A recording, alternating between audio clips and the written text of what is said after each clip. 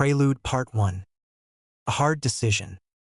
The ninja of Kanehagakure no Sato were rumored to be the strongest of all the hidden villages. They had been the first to establish a hidden village, and had continually emerged as the victors in all the wars they had participated in. However, the strength of all the mightiest mortals in the world were nothing compared to a demon, especially the strongest of the Bijou, the infamous tailed beasts, the Kyubi no Yoko. However, the brave ninja of Konoha raged against the demon fox with all their might. The surrounding area had been leveled of any sign of natural life, aside from those ninja who still stood. Lifeless bodies littered the once great forest's floor, a majority not even whole, having been clawed, stomped on or crushed by the giant fox. The most gruesome sights were the mangled bodies of those the Kyubi decided to dine upon. "Hold it back. We need to hold it until Yandame-sama arrives," the frantic cry of an Anbu called, clearly wounded, as he prepared to release a spray of flames at the beast. A Konoha Jounin panted as he let the chakra in his attack dissipate. "We cannot let it reach Konoha. If that happens, we are all doomed." Several more minutes passed, as the Kyubi took to ravaging on more of the shinobi. The injured Anbu was swept up in one of its massive 9 tails, before being thrown into the beast's open mouth. A resounding boom filled the area as a dark shadow flew overhead, before landing directly across from the Kyubi. The moonlight passed over the shadow, revealing a toad of giant proportions and a blonde-haired shinobi standing atop it. The ninja wasted no time, his hands moving into the necessary hand seals for his final technique. A low rumbling came from the Kyubi, somewhat reminiscent of a chuckle, before it raised its paw and slashed at the toad, cutting across its left eye. The ninja finished his hand seals and looked down as tears slid down his face. "Sumimasen, Naruto-kun." A bright, bluish-white light encompassed the area, leaving the surviving ninja temporarily blinded. It resonated once, before it fell away, revealing a barren field, lacking the giant toad from before, and more importantly, lacking the Kyubi no Yoko. A white-haired figure darted across the field, appearing in time to catch the falling form of the blonde shinobi. "You did well, kid. Rest now, Yandame Hokage of Konoha." 3 weeks later. A tiny, blonde-haired baby lay in his crib, unaware of the danger he was about to face. On each of his cheeks, 3 long whisker-like birthmarks stretched out, and a dark black seal was visible on his exposed belly in the moonlight that managed to break through the blinds covering the window.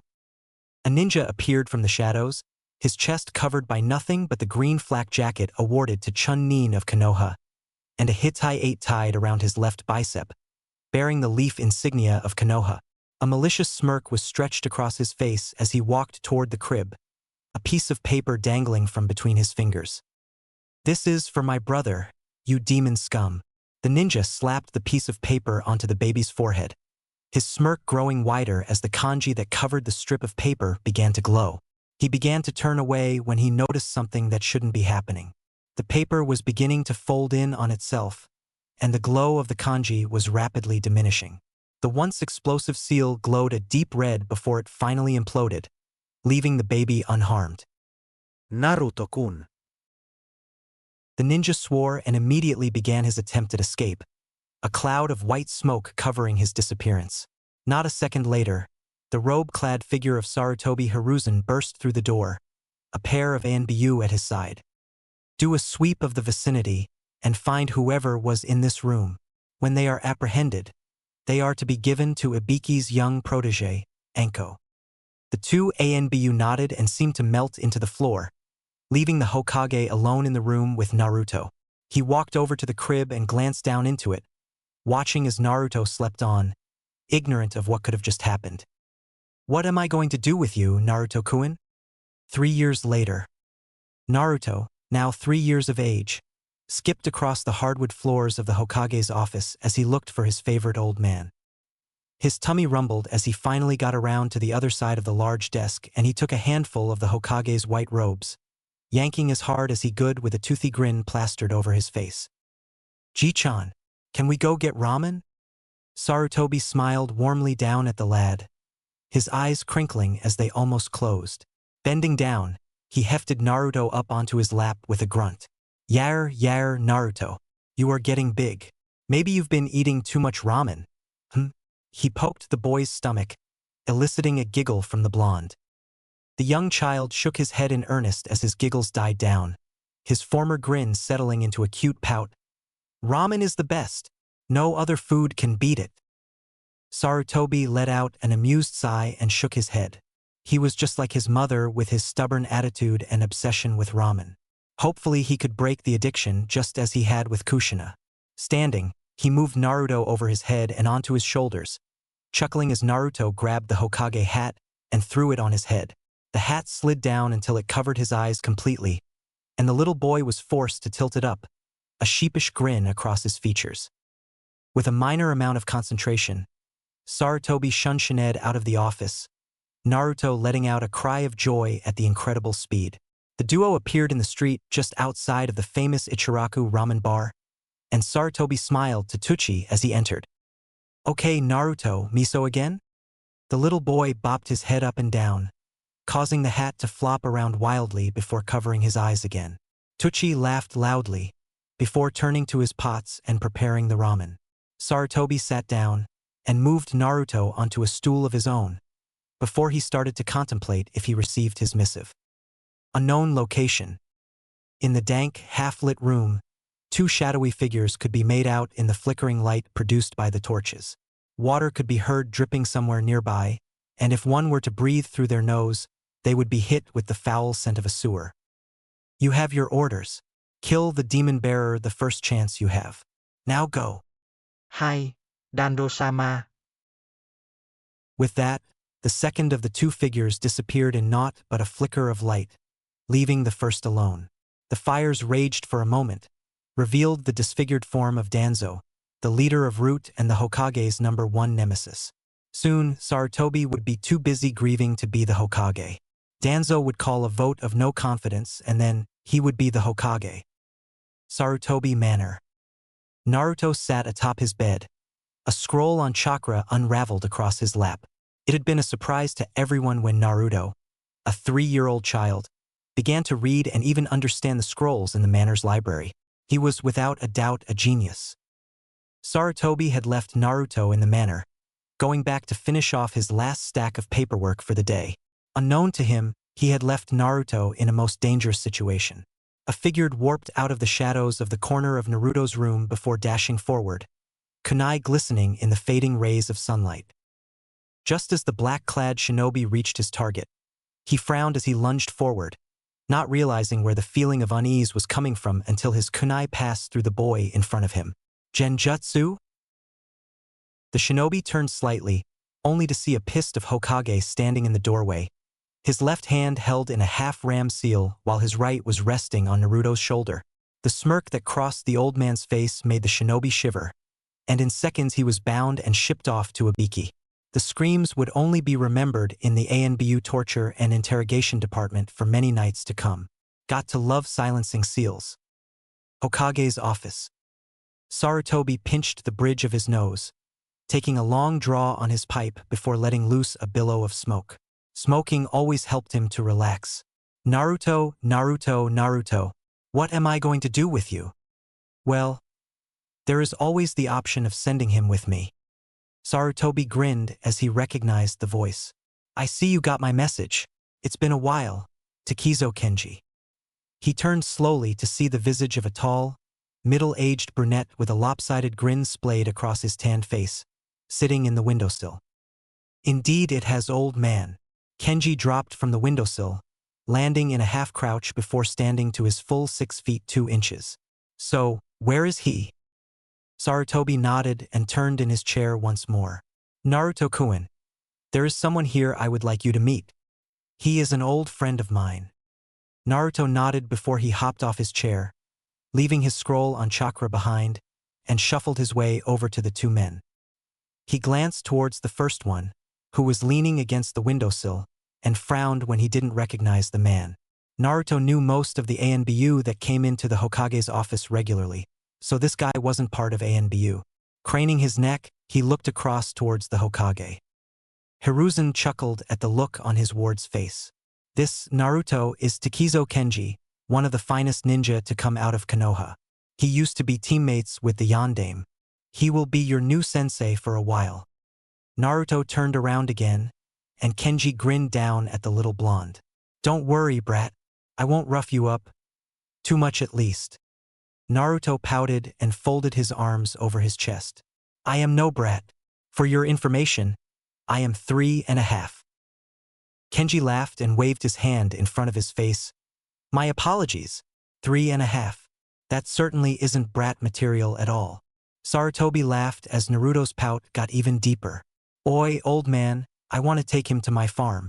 I can teach him far easier out there, and he will be away from the less desirable parts of Konoha. The Hokage's grin quickly morphed into a frown. He had been hoping on Kenji moving back to Konoha for a while to look after Naruto. Letting out a sigh, he realized that he shouldn't have hoped for so much.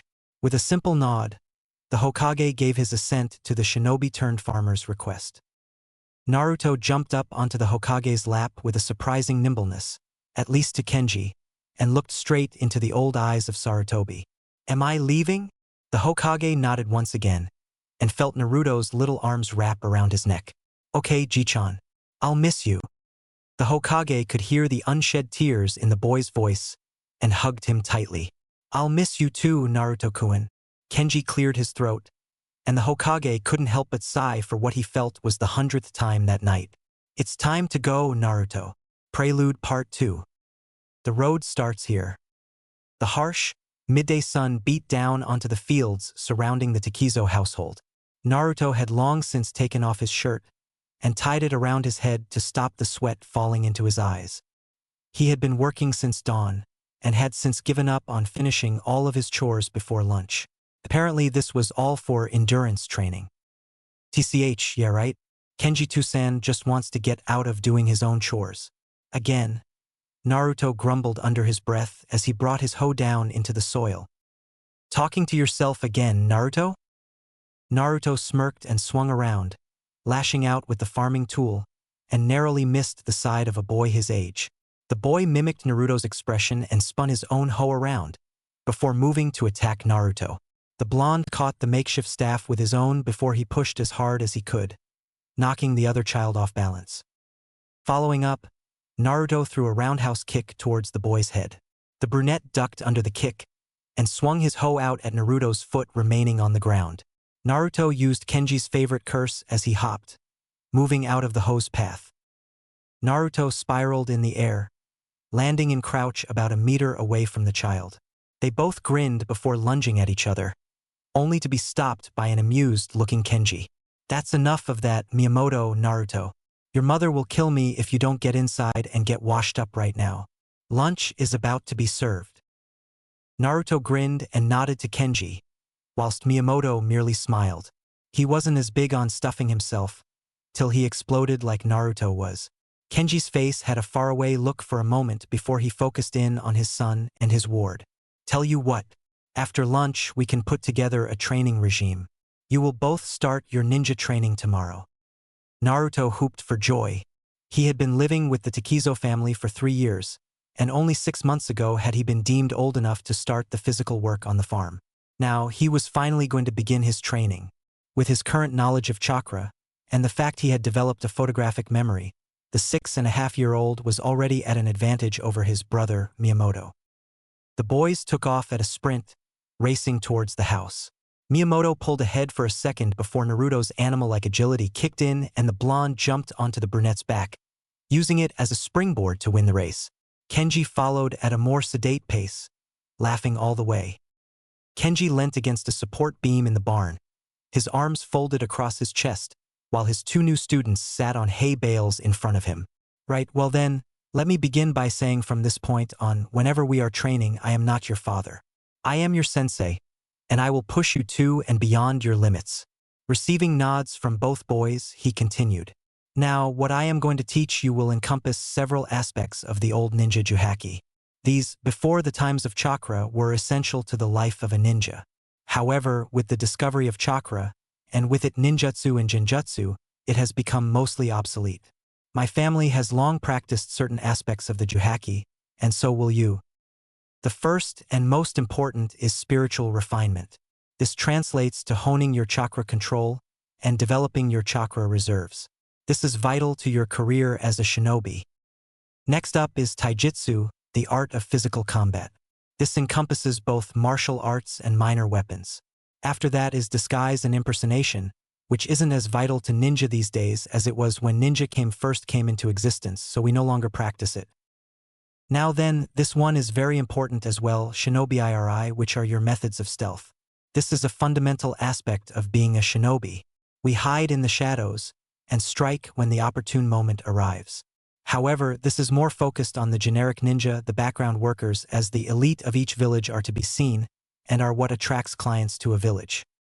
Following is tactics, which you better learn and learn well if you want to survive, along with tenmon, which is geographical knowledge or meteorology. There are many other aspects, which you will likely focus on later, depending on what career path you follow. Now then, let's start with chakra control training. A year and 6 months pass. Naruto grunted as he felt the strain on his upper arms, before he was forced to lower his face to the barn floor by the foot on his back. The pressure was relieved and Naruto pushed up, before being pushing back down again. Sweat trickled down his face, pooling on the tip of his nose before it fell to the ground. 148. 149. 150. Good work. Now, 50 vertical push-ups and then 20 sets of high kicks. Go. The blonde whimpered but did as he was instructed, kicking his legs off the ground and into the air, keeping his body completely straight, before he began his push-ups. As he fell into the mundane routine, he started to think about his past 30 months on the farm. Kenji had worked purely on chakra control and stamina for the first 3 weeks, and in that time had managed to get both boys to genin level control through his rather harsh training methods. He had to force back a shudder when he recalled the kunai launcher incident. After that, they had worked on a combination of taijutsu, muscle development, and a little more chakra control for near 2 months. It seemed Kenji's plan was to raise his students' abilities in certain areas to a certain rank, before he rotated to the next set of skills. The weapons training had been interesting and Kenji had copped more than one beating via Haruai, his wife, when she saw her boys all cut up and bruised. After Kenji caught the boys snickering after one such beating, he sparred them one-on-one, severely beating them into the ground. The next couple of months were spent in the forests near the Takizo property, where Kenji taught the boys necessary survival skills like foraging, hunting, how to set up a shinobi camp. There was a lot of father-son bonding during those months, along with a hell of a lot more taijutsu training for the boys after Kenji failed in his attempt at fishing. After that, the trio spent most of their time playing strategy games like shogi and go, and Naruto shocked everyone at how good he was.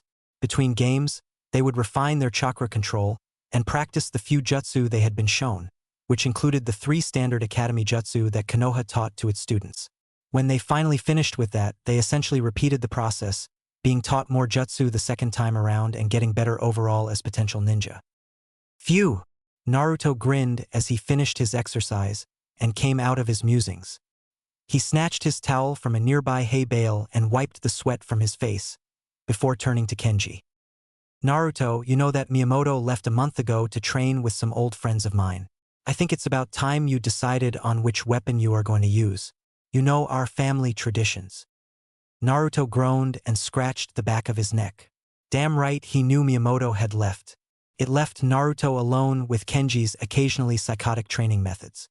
His brunette brother in all but blood had left with a bunch of traveling warrior monks on pilgrimage that Kenji had befriended several years ago. Miyamoto had been enthralled by their display of skill with their staves and immediately decided to use that as his weapon. The blonde 9-year-old walked out into the midday sun, enjoying the heat it brought to his naked chest. I'll use a sword, old man. Kenji nodded. Good to know someone will be carrying on the legacy. Huh. Kenji led Naruto into a dark room situated underneath the main house, lit by only a few torches and candles. Off to the left side was a desk with scrolls piled onto it. Some had fallen off onto the floor next to it. To the right was a set of what looked like a cross between samurai armor and old-style shinobi gear. However, what really caught Naruto's attention was the redwood stand in the center of the room. Sitting atop it was a katana. The sheath alone was breathtaking and almost looked alive. Seemingly random splotches of jade, Crimson and golden yellow were woven together in a way that resembled a bird in flight. When the candlelight flickered, the pattern looked like the bird was actually moving up and down it. The tsubo was golden in color, and if Naruto was right, it was solid gold. It was fashioned in the shape of a heron, with the wings coming up to meet the head. The hilt was fit with a forest green-colored wrapping and had ruby diamonds running down each side of it. This Naruto is my study. You see, when I was an active ninja, I used a sword just like you want to. I even earned a moniker during the war. Konoha no Hijui Hitokiri, Konoha's Jade Manslayer. Naruto was in awe. His sensei, adoptive father, was a war hero? Well, if he really thought about it, it wasn't that much of a shock. Sarutobi had said that Kenji was one of the best ninjas ever to come from Konoha. And now, you will train to become a blade-wielding shinobi. Prelude Part 3. Moonlit Wanderings. The early morning air carried the scent of the forest through the small fields. The grass crunched underfoot, as it should with the first frost of the snow. The morning birds sang brightly, but softly, as if careful not to disturb the still sleeping wildlife. Clang. Steel met steel, sending sparks flying, before the two figures jumped away from one another. The smaller of the figures launched forward again as soon as he landed, sending dew flying into the air. The swords collided again, sparks lighting up between the two blades, before they once more separated. The first figure, the short one, had blonde hair that was normally spiky, but without something to support it, it had fallen slightly to cover his forehead and eyes in the current atmosphere. Covering his upper body was a blue turtleneck tank top, which had mesh armor woven between the two layers of cloth. He also wore black, baggy pants which were held up by a simple gray belt. Strapped over his shoulder was a simple katana sheath, which normally housed the sword that was currently in his hands. The second figure had brown hair that fell messily around his face and down to his neck. He wore nothing but a simple pair of baggy farming pants, which were tied up at the bottom to keep from flapping about too much, and a V-neck shirt. Resting in his right hand was a beautiful katana, the blade shining in the morning sunlight, and in his left he held its sheath, the forest green with a heron-like creature woven into it. The blonde exhaled, watching as his smoke-like breath became visible in the cool air. Kenji-sensei, when were you leaving again? Kenji spun his katana a few times before sliding the blade into its sheath. A few hours at most. I need to check on Miyamoto's progress. Why? Naruto sighed and swung his katana to the side with a grunt, sending the dew that had gathered on it flying. Just wondering, do I keep training like I have while you're gone? Or what? He sheathed the blade, satisfied when he heard the click of it snapping into place. His mentor grinned as he walked over to Naruto, clapping his free hand onto the boy's shoulder. You, my boy, will be getting instruction from an old acquaintance of mine. He owes me a favor or four, so I'm calling one in while I'm gone for the next few months. Cerulean eyes locked with dark green ones as Naruto's face contorted in confusion. Who? Oh, don't tell me it's the Ino Shikacho trio again. I don't think my body can withstand that kind of beating. Kenji's chest rumbled as he laughed. He remembered that fortnight. The trio had stopped by when Inoichi had been injured on a mission, seeking help from his wife Haruai. Whilst they waited for the blonde man to completely heal, Shikaku and Choza had saw fit to give Naruto some extra training. He had never seen the little boy run so fast in his life. Then again, even Kenji was afraid of Choza's Nakuden Sensha. No, it won't be those three. This guy is a former Kirigakure shinobi, and one hell of a swordsman. However, he won't get here for another day or so. During that time, I want you to work on this jutsu. I know you still have problems with the normal bunshin, even though your control has gotten better. Kenji reached into his pocket and pulled out a thick scroll. Throwing it over to his student, he smiled when he saw Naruto's eyes light up.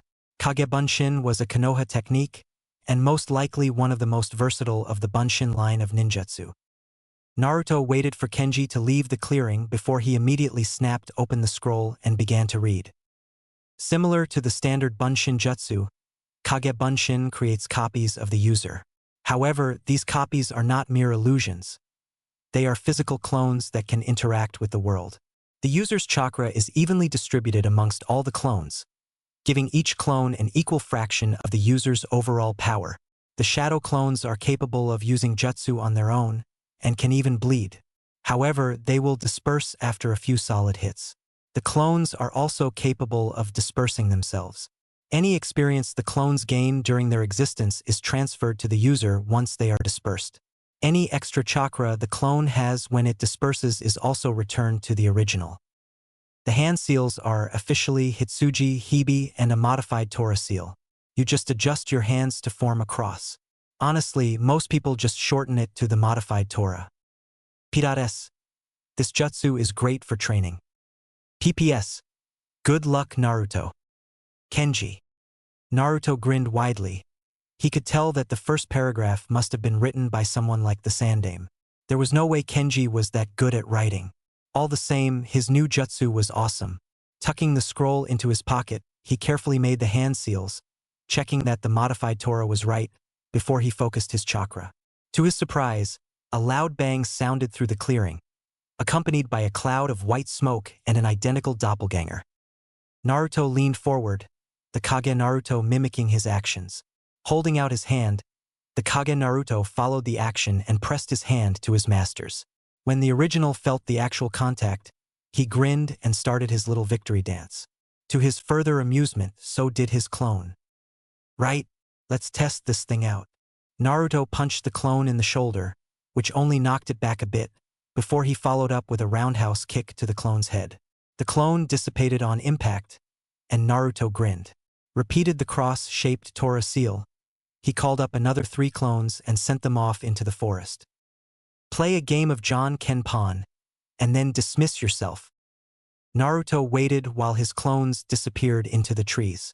After a few minutes of waiting, he discovered that not only had the clones gone into the woods and he won and lost?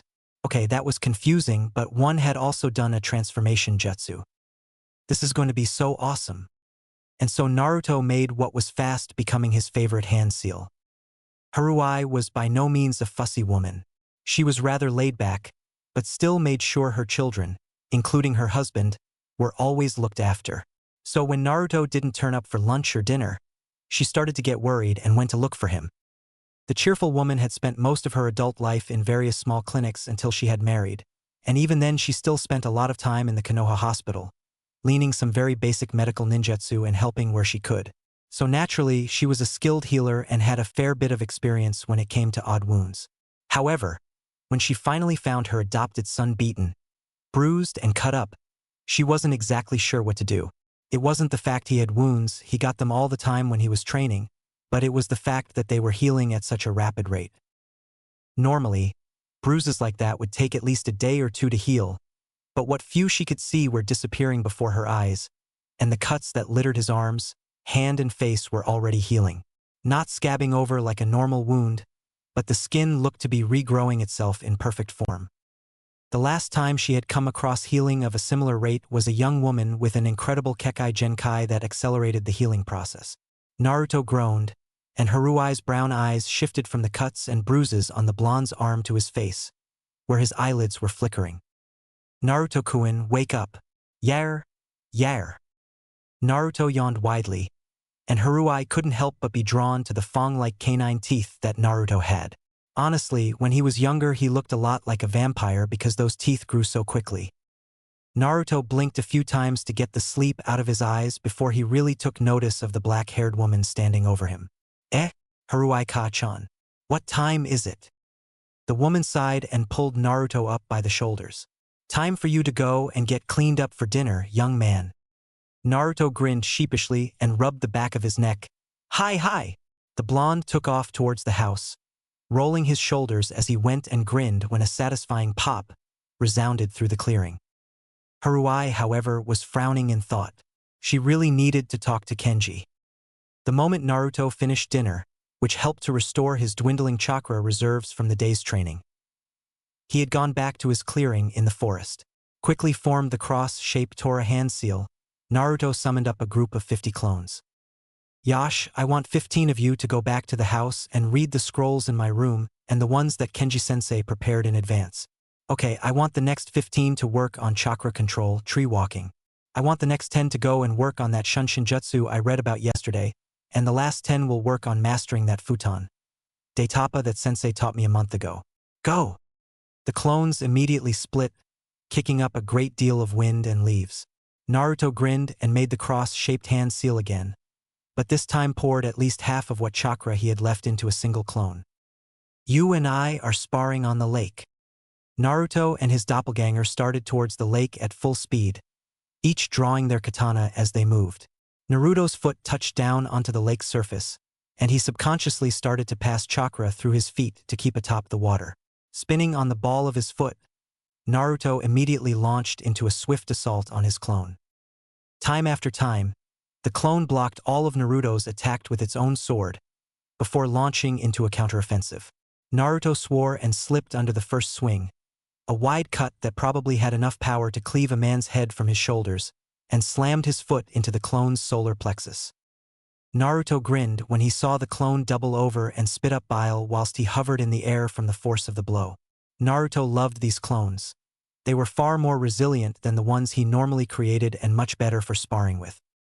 Pivoting, Naruto swung his other foot into a makeshift roundhouse kick and kicked the clone in the skull, sending it flying off towards the bank.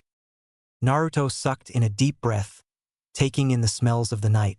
It was probably past midnight by now, but Naruto enjoyed this time of day more than any, especially in the early times of winter.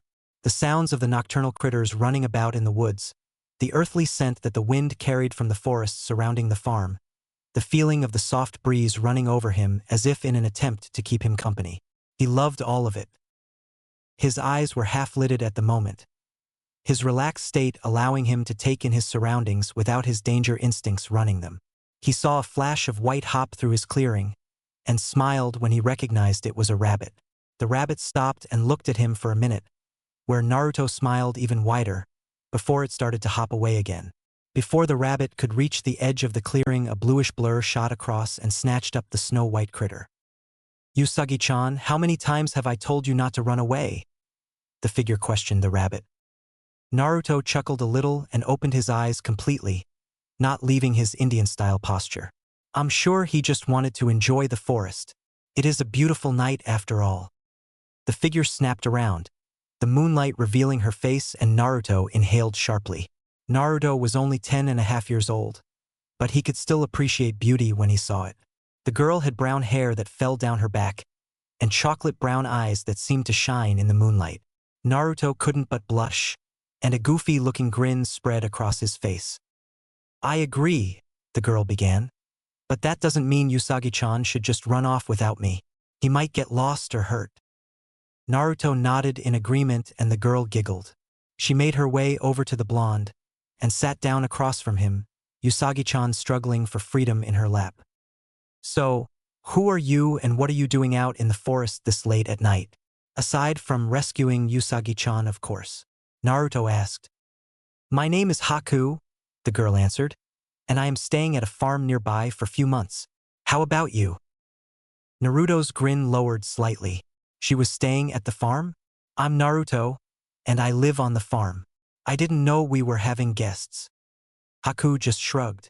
Zabuza-sama only told me we would be staying at a friend of his for a month or more. Naruto shrugged as well and stood up, brushing off his pants and holding out a hand for the obviously older girl to take. I was going to go for a walk before I headed in. You want to come with? Haku took Naruto's calloused hand and pulled herself up to her feet with a huff. She had just sat down too. Sure, why not? The pair made their way into the forest, Naruto's katana out and hanging loosely in his grip just in case one of the wolves that stalked the forest got frisky. The pair talked about stuffs in general, mostly their training as a ninja and Haku's experiences traveling with her mentor and makeshift father Zabuza. When she mentioned he was a Kirigakure missing ninja, Naruto grinned and realized he must be the sensei that Kenji had set up. So, you've been around pretty much the entire elemental nations with Zabuza? That sounds pretty awesome. I guess, Haku sighed. But I'd really like to be able to just settle down in one place for a while. I've never really had a chance to make any friends with the constant travel and running from the Hunter Nin. Naruto glanced across to Haku and put on a big grin. Hey, you're here for at least a month, right? We can be friends. And I bet Haruika-chan will love having another girl around the house for once. Haku smiled softly at Naruto and looked rather serene despite the fiercely struggling rabbit in her arms. I would like that, Naruto-kun. Prélude, finale. Destiny waits for no man. Naruto was lying atop the barn roof, staring blankly into the afternoon sky as he reminisced on the past 6 months of his life. He had met a wonderful girl, Haku, who was a few years older than him and a hell of a kunoichi. The couple had grown close over the months, and Naruto admitted he had a crush on her, much to his adoptive father's amusement. With the meeting of Haku had come the meeting with his kenjutsu instructor, Mamachi Zabuza. The first month had been hell. Naruto had found Zabuza to be condescending, arrogant, and a downright harsh taskmaster. When they had first met, Zabuza just snorted and outright refused to train Naruto until the blonde could land a hit on the former Kirigakure ninja. Naruto, taking up the challenge, had been beaten into the ground rather soundly time and again, and although he didn't realize it at first, every time he failed but still got back up, he learned something new. The subtle ways Zabuza manipulated his blade, and the precise movements that wasted no energy, Naruto naturally grasped and in turn used. Zabuza admitted that he had never seen someone with so much raw potential before meeting Naruto. After that first month, where Naruto had managed to hit Zabuza at the end, the true training began. Zabuza's attitude changed little during training times, but he was like an annoying older brother or young uncle whenever they weren't. Naruto had gone from learning with a katana to a broadsword, and then a ninjato, learning how to wield all of them effectively. And while Naruto loved to learn, his favorite times were the breaks between training sessions when he would go off into the woods with Haku for hours at a time. Kenji had returned about 3 months after going to check up on his son, Miyamoto, and had taken a back seat in Naruto's training so he could attend to his farm. He still carried on teaching his adopted child the basics that they had began with, but the advanced aspects of Naruto's training fell to Zabuza. Naruto had gone on several trips with both of the older men, them claiming that the sharpest of swords is useless in the hands of an inexperienced wielder, basically meaning he needed more life experience before he dedicated his entire life to being a ninja of Konoha. Naruto was drawn from his reminiscing when he felt more than saw Haku sit down beside him on the roof. She was the reason he was up here in the first place. Haku and Zabuza would be leaving tomorrow, and he really didn't want them to leave. He treasured them too much to want to let them go. Naruto, Haku started, not quite sure what to say. Said blonde remained silent. Watching a cloud float by that looked a hell of a lot like Zabuza's sword, Kubikiri Hocho. The cloud had an odd orange glow, courtesy of the sun that was finally starting to fall over the horizon. Naruto lifted his arm and shifted his fingers so it looked like he was holding the giant sword cloud. Naruto, please don't ignore me. You know our reasons for leaving. We can't stay in one place too long. In fact, I'm surprised Zabuza-sama let us stay this long. Haku pleaded. She really didn't want to leave on bad terms with her only friend. Naruto frowned and balled his hand into a fist, in an attempt to destroy the cloud. I've heard that 1,000 times already, Haku-chan, but it doesn't mean I have to like it. You're not the only one, muttered the brunette, sliding down the roof so she was lying down beside Naruto. The pair stayed there until the sky was fading into the red-purplish blue of twilight, just talking about anything that came to mind. Naruto was the first to stand up, a heavy sigh escaping his lips as he stared out at the horizon. "Want to know something? Aside from my family, you were the first friend I've ever had," Naruto said. "Kenji and Haruai gave me plenty of chances to turn away from being a ninja and just lead a normal life. But I wanted so much to make Kenji proud, you know? So I dedicated my entire life to becoming a ninja, ever since I could read. Sometimes I wonder what my life would have been like if I had chosen to be a normal kid." Naruto stared at the sun a few more moments before throwing his hands up. "Bah! I sound like an old man. I need to stop playing shogi with the old men in the village." Naruto grinned at Haku and helped her up. "You know I'm going to miss having you here." Haku smiled sadly before her arms snaked around Naruto's neck and she nuzzled into his shoulder. "I'm going to miss you too, Naruto-kun, but we'll see each other again. I know that much." He couldn't help but sigh again. He wasn't so sure. She would be traveling again with Zabuza soon, and Naruto would be leaving for Konoha sometime next year before his birthday. Sucking in a deep breath, Naruto noted the scent in her hair some kind of lily. He was so distracted that he barely noticed the way the final rays of the sun formed around the pair, almost like a red string around them. Kenji watched his adopted son from the kitchen window as he went through his morning chores by himself. Normally the child would make a few of his shadow clones to help him, but this morning something was definitely hampering the young blonde's normally cheerful demeanor. The 38-year-old man ran long, calloused fingers through his shaggy brown hair. His fatherhood instincts seemed to be severely lacking because he had no idea how to help Naruto. He had realized long ago that Naruto had a crush on Haku and knew that when she left it would hurt him, but he also knew there was no way to avoid it. For many, the life of a ninja was a lonely one.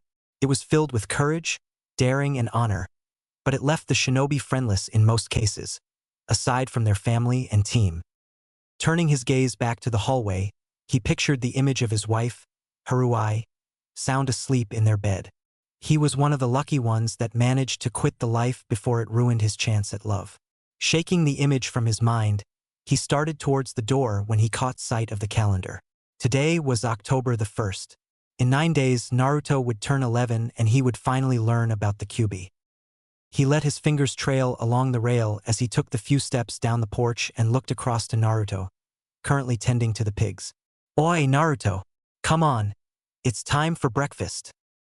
Naruto watched from the top of the barn as Zabuza and Haku started on their way to their next destination, which would be God knows where.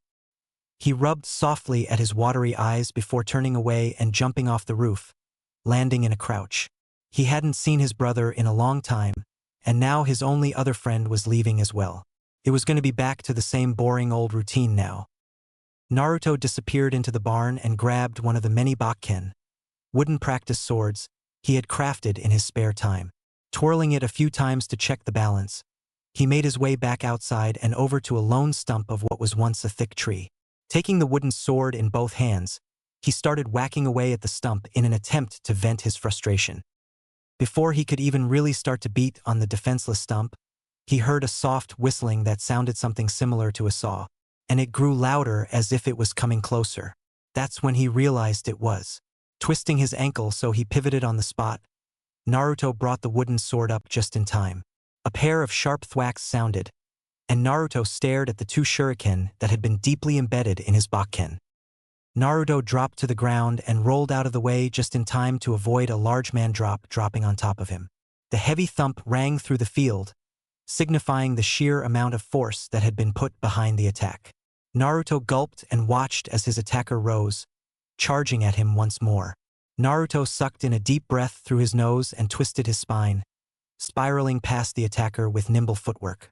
Instincts, drilled into him since he was 6.5, took over from that point. His eyes dimmed a bit as he slipped a kunai from his pocket and moved to hold it at the attacker's throat. He was too slow, however, and the assailant ducked under the rising kunai and buried his elbow deep into Naruto's solar plexus. Naruto doubled over, coughing up a lung, while his assailant took a few steps forward and turned to face the blonde. "You've gotten better since last year, that much is for sure." Naruto glared up at the white-haired man. He was dressed in rather flamboyant green clothing, with a red sleeveless haori, a kind of coat, and red geta, thick wooden sandals on top of 2 wooden slabs. 2 red lines streaked down from the corner of his eyes, and a wide grin was plastered on his face. "Tch, like it matters. You are still way faster," Naruto complained. "What are you doing here anyway? I thought you weren't due back until my birthday." The man's grin grew ever wider as he picked Naruto up off the ground. "What? Can't I come and see my favorite godson before the assigned date?" Naruto raised an eyebrow at him and Jiraiya just laughed. Naruto acted so much like Minato at times, but others he was more like his mother, Kushina. Seeing Naruto still glaring at him, he sighed and waved his hands about. All right. I needed to deliver a message in person to the old man. I figured since I was in the area, I may as well stay. And it gives me a chance to help you finish that last scroll I gave you." Naruto grinned and threw his arm around his godfather's shoulders. Naruto loved Fuinjutsu, the art of sealing. It was one of the few arts that used chakra but wasn't only used by ninja. His father, the Yondaime, was a true master of Fuinjutsu. Jiraiya himself was a registered Fuinjutsu master as well. Naruto would be able to apply to become a journeyman of Fuinjutsu after he had become a shinobi. If he registered beforehand, he would have to go through a long and rather taxing process to have his journeyman rank transfer to his shinobi ID as well. Naruto spent the rest of the week and a half until his birthday training with Jiraiya. Haruai had pretty much forbidden the man to take Naruto as his apprentice until Naruto was old enough to decide for himself. Main reason: she didn't want her youngest boy to become a pervert like all the other men in the world. Although, she also wanted Naruto to be able to choose what he learnt, and with Jiraiya he would be constantly traveling. Naruto grinned at the feast that had been laid out before him. Miyamoto, who had returned a few days ago, sat to his left while Kenji sat on his right. Jiraiya and Haruai both sat towards the far end of the table and watched as Naruto grinned and grabbed the first piece of food. Ita de Kamasu. Naruto proceeded to have one of the best meals of his life. The food was great, the company was even better, and the conversation was surprisingly good. Soon after the meal had been torn about by the four boys, Haruai smiled softly and ushered the group into the small living room. Naruto was seated in Kenji's rather plush armchair, and the rest presented their presents to him. The first two gifts were presented by Haruai. The first was a promise to go to one of the larger cities in a few days and buy Naruto a new wardrobe and stock up on his supply of weapons. The second was a custom-made first aid kit, which Haku had prepared a few days before she had left. Naruto accepted the kit with a soft smile and placed it on his lap. The next gift was given to him by Kenji. The first part was a strangely shaped kunai, which had some kind of seal on the handle. Jiraiya gasped at the sight of it. Apparently it was one of his father's special kunai which he used in conjunction with his famed technique, the Hiraishin. The second gift was a straight short sword. This style of sword was one of Naruto's favorites, but he never had an actual one before. With a grin, he hugged his adoptive father. The third was from Jiraiya, an old-looking book that he explained was the first one he had ever written. It hadn't sold all that well, so he went on to writing smut instead. He also received a new sealing kit, a set of scrolls that all had inbuilt inkwells and could hold a brush. The final gift was from Miyamoto, a black necklace from which hung a strange stone. It was long, about the length of his pinky, and was almost pitch black in color. There were flecks of strange white through the black, but what had Naruto entranced was the stone itself. The back was rough, and in some parts a bit jagged, as if it had broken off from something. The front, in contrast, was completely smooth with a single scar running across it. The white flecks seemed to be prominent in the groove, giving it a strange, almost glowing quality against the black stone. Naruto immediately hung it around his neck and grinned at Miyamoto. It was surprisingly heavy given its size, but nothing Naruto couldn't put up with. With the gifts given, everyone wished Naruto a happy birthday and went off to do their own thing. Naruto stared at his new necklace a little while longer before shaking his head. Kenji still wanted to talk to him about something. Putting his presents aside, Naruto strode from the living room and down the hall. He slipped through the sliding doors that led to the basement and jogged down the stairs. The further down he went, the darker it got until there was no light but the slight flickering of a flame. Naruto looked around at his adopted father's study and grinned with glee. This was his second favorite room on the entire farm, the first being his and Miyamoto's. Naruto ran his hand over the sheath of the beautiful sword that sat atop the red pillar in the middle of the room before moving over to Kenji's desk. The older man wasn't down yet, so Naruto took this chance to see what Kenji actually did down here. Shuffling through the papers, he noticed a few letters from people he didn't know, a few more from people he did, and blueprints for the irrigation system Kenji had set up. Naruto moved them aside and found a letter written in handwriting he didn't recognize, but the name at the bottom he most certainly did. Namikaze Minato. Naruto took the letter and started to read it. Kenji, my friend, I haven't seen you in some time. I hope both Haruai and young Miyamoto are in good health. However, I fear this isn't a letter to simply catch up. You are well aware of the approaching Kyuubi. It will reach Konoha in mere hours, so I hope the courier gets this to you safely. Kushina gave birth to a boy, a beautiful baby son, but neither she nor I will not see him grow up. Kushina died giving birth. I have no choice, Kenji, but to use the dead demon consuming seal and the 8 trigram sealing style to seal the Kyuubi. I cannot ask this of some other family, so the duty falls to my son. I know he will be strong enough to handle this task. Please, Kenji, I beg you to take Naruto away from Konoha. I wish for the people of Konoha to see him as a hero, but I know they won't. They will see him as the demon reincarnate, and will try to kill him. I am truly sorry to leave him alone in the world, and hope he will forgive me for what I have done one day. Namikaze Minato. I got that letter 3 years after you were born. Naruto spun around, locating the source of the voice. Kenji was standing next to his katana, his normally mirthful eyes soft and filled with sadness. He never got to send it. Sarutobi found it when you were 3 and sent it to me with a note of his own. It's what I wanted to talk to you about today. You've probably already guessed that though. Nay? Naruto nodded once. He was the container of the Kyuubi no Yoko. I've known for a long time, probably 3 years now. Kenji's eyes widened. Remember when you made us meditate all the time? Well, after a while I kind of ended up in my subconscious mind, my mindscape. The Kyuubi was there, roaring about breaking out and devouring me. I haven't talked to him since, but I know he is there. There is also the fact that every time I mold chakra, a big-ass seal appears around my belly button. Kenji just stared at the blonde. He had figured it out. He was so much like Minato it was scary. He couldn't help but grin at the last sentence. That was definitely Kushina breaking through. But nevertheless, that made his life a bit easier. Now he didn't have to deal with a potentially deadly problem. Although, Naruto began, why didn't you tell me when you told me about my father? Because, as the time, we wanted you to get used to the idea of Minato as your father, before you found out what he sealed inside you. I was afraid you might hate him. Naruto shrugged. When I finally put it all together last year, I did hate him. I understood that I was the most logical choice, but I can still remember my life before I came here.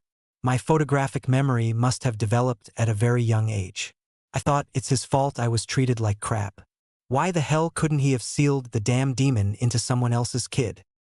But I guess if I was put into that position, I couldn't ask someone else to sacrifice their kid, so I kind of understand. Kenji shook his head in awe. You never cease to amaze me, Naruto. How did you get to be so wise? Naruto grinned. Why, I listened to you, of course. Naruto shifted his backpack so it was a little more comfortable. He had to go into the village today, which was a roughly 3-hour trip at a walk, to get some supplies. Kenji was busy with Jiraiya, and Haruai had work to do around the house, so the job fell to Naruto and Miyamoto. The trip was spent in silence. Miyamoto seemed to be in deep thought and Naruto wasn't going to disturb him. He was deadly with that staff of his. The blonde's eyes darted back and forth as they walked, taking in the details of the road. Trees lined either side of the dusty path, and they seemed to curve in towards the road, giving random splashes of shade here and there. This road was one of the few that led to the small village of Fushimi. Fushimi, whilst primarily a sake brewing town, was also home to many farm suppliers because of its proximity to the great farming lands surrounding it, and often had traveling merchants who would buy and sell produce. Naruto's favorite spot in the entire village was the waterfall that started on the 2nd level of the 3-level village, which had been built on series of small hills. The waterfall came from a natural underground spring and poured down into the river on the 1st level of the village. Naruto and Miyamoto split up the moment they entered the village, going to get the supplies they had each been assigned to gather. Naruto enjoyed talking to the older men who played shogi on their porches, chatting with the few children his age in the village and playing with the younger children. By the time he had gathered everything on his list and gotten away from the last lot of little kids who had demanded piggyback rides, Naruto was downright exhausted and retreated to his spot, a small ridge that poked out in front of the waterfall. To his surprise, Miyamoto was already there and seemed to be meditating, his legs folded under him and his eyes closed. Naruto put down his pack and sat down beside his brother, taking up his Indian-style pose and shut his eyes. The pair was silent for a few minutes, before Miyamoto finally broke it. Naruto, I'm not really sure how to say this, but I'll try to be as straightforward as I can, he began without opening his eyes. I won't be joining you in Konoha next year. Naruto's eyes snapped open and he turned to face his brunette brother. What? Miyamoto sighed. I won't be becoming a ninja. I know how much being a ninja means to you, and I don't mean to disappoint you, but I want to live with the monks. They taught me so much when they took me on their pilgrimage. Now just how to fight with a staff, but that all life is precious. A ninja will always be forced to take a human life sometime in their career, and I agree with the monks. No matter their sins, the worst evildoers can always be brought back to the light. And when they can't, it is not the sinners who are at fault, but we who failed to bring them back. That is the way of the monks, and I have come to believe that myself. I will join them when you leave for Konoha, and most likely spend the rest of my life serving them. I truly am sorry if you believe I am abandoning you, Naruto, but this is the path I have chosen for myself. Naruto stared wide-eyed at Miyamoto. First Haku, now him. His own brother was leaving him. How could Naruto forgive him when he was going to be left alone in Konoha to deal with the hatred alone? I can't let those thoughts fill my mind. Kenji told me what happened to pessimistic ninja. They are always the first to die. Miyamoto, he made his choice. I can't have expected him to stick by me his entire life. This is just a lot sooner than I would have liked. It's okay, I guess. You have to follow your own road, and I will follow mine.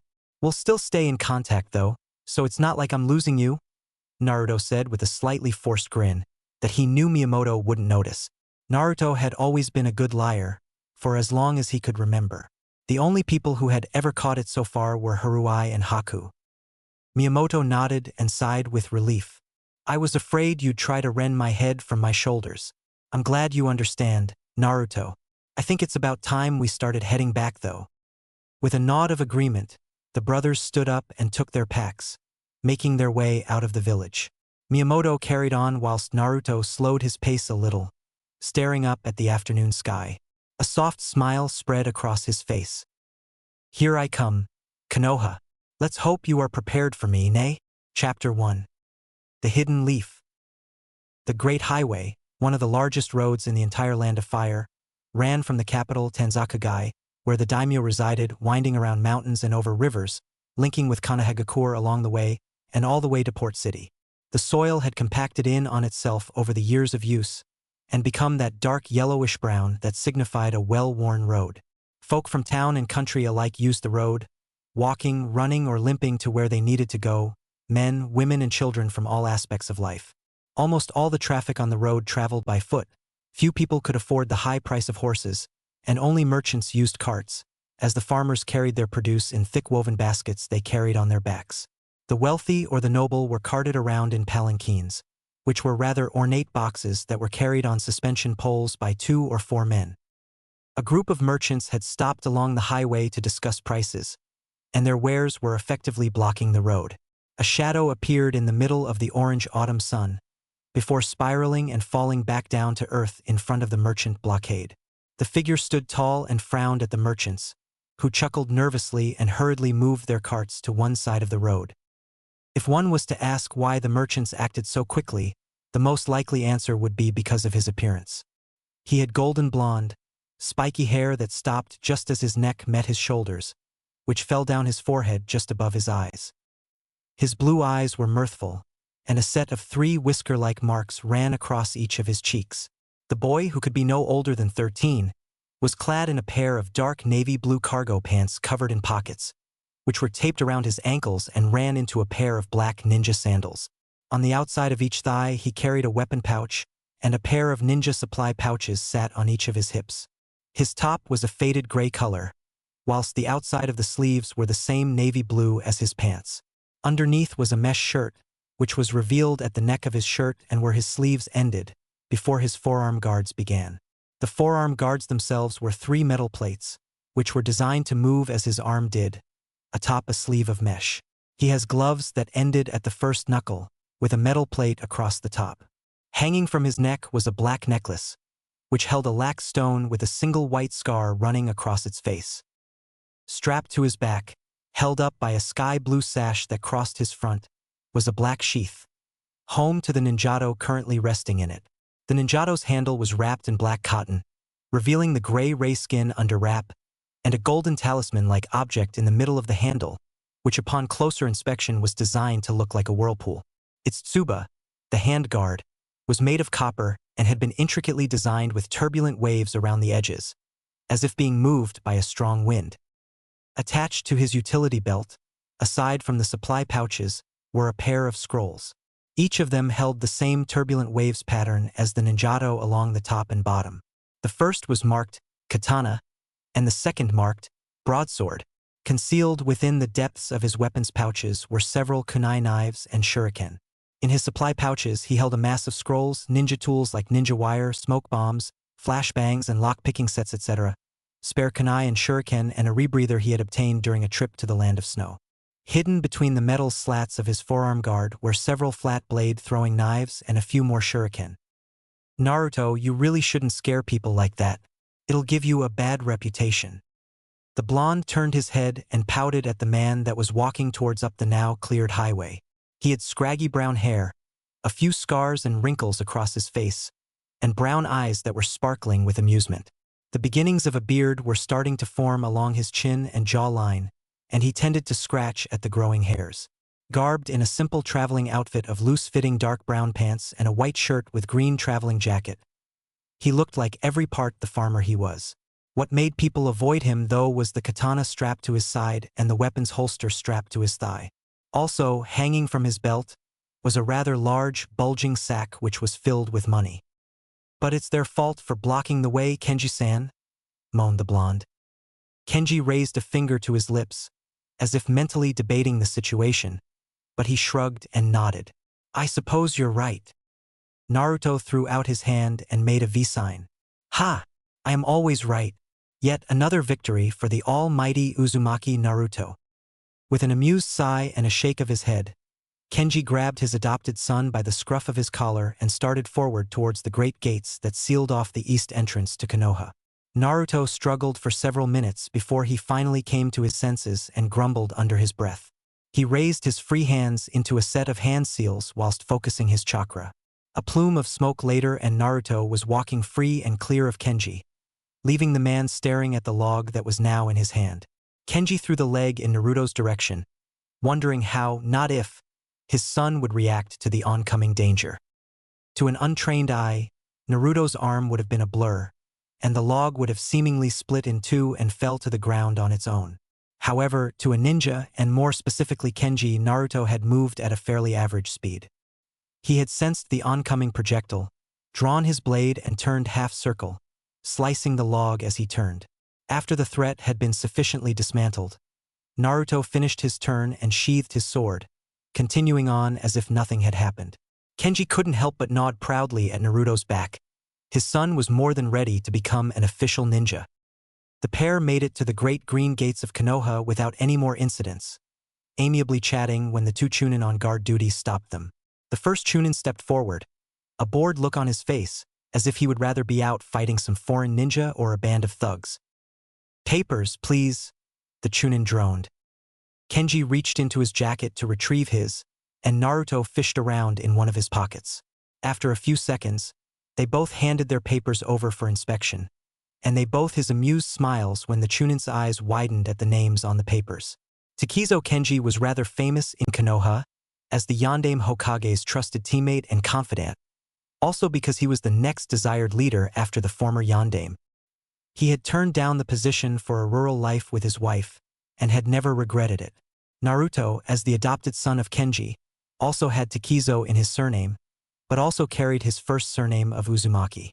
Officially, he was also the heir to the Namikaze clan as the son of Namikaze Minato, the Yondaime, however the knowledge was not yet public.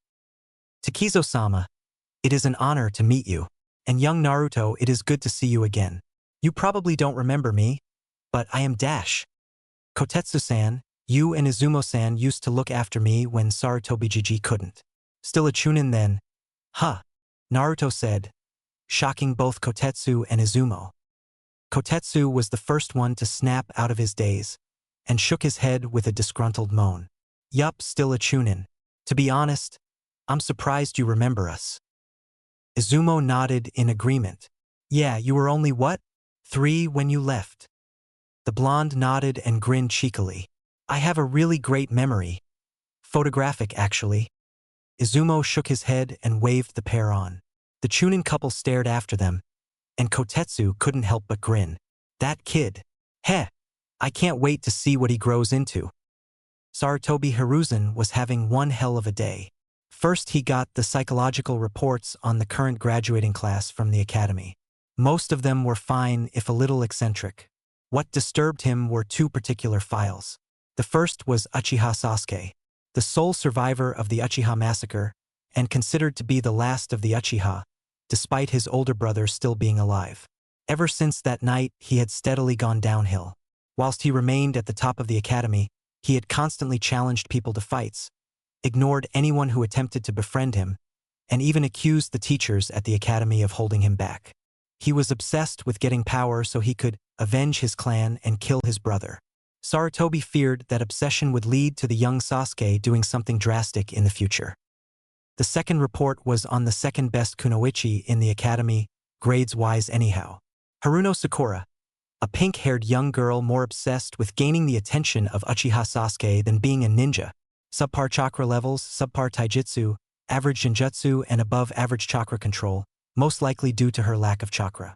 The psychologist believed that, while she has the potential to become a decent ninja, possibly even a medic in the future, she lacked the necessary drive and determination. Her obsession with the Uchiha child also seemed to be self-destructive, as she seemed willing to do anything for the boy. The psychologist also believed she had some kind of dual personality. Whilst not uncommon amongst veteran ninja, to have one at such a young age signified mental problems.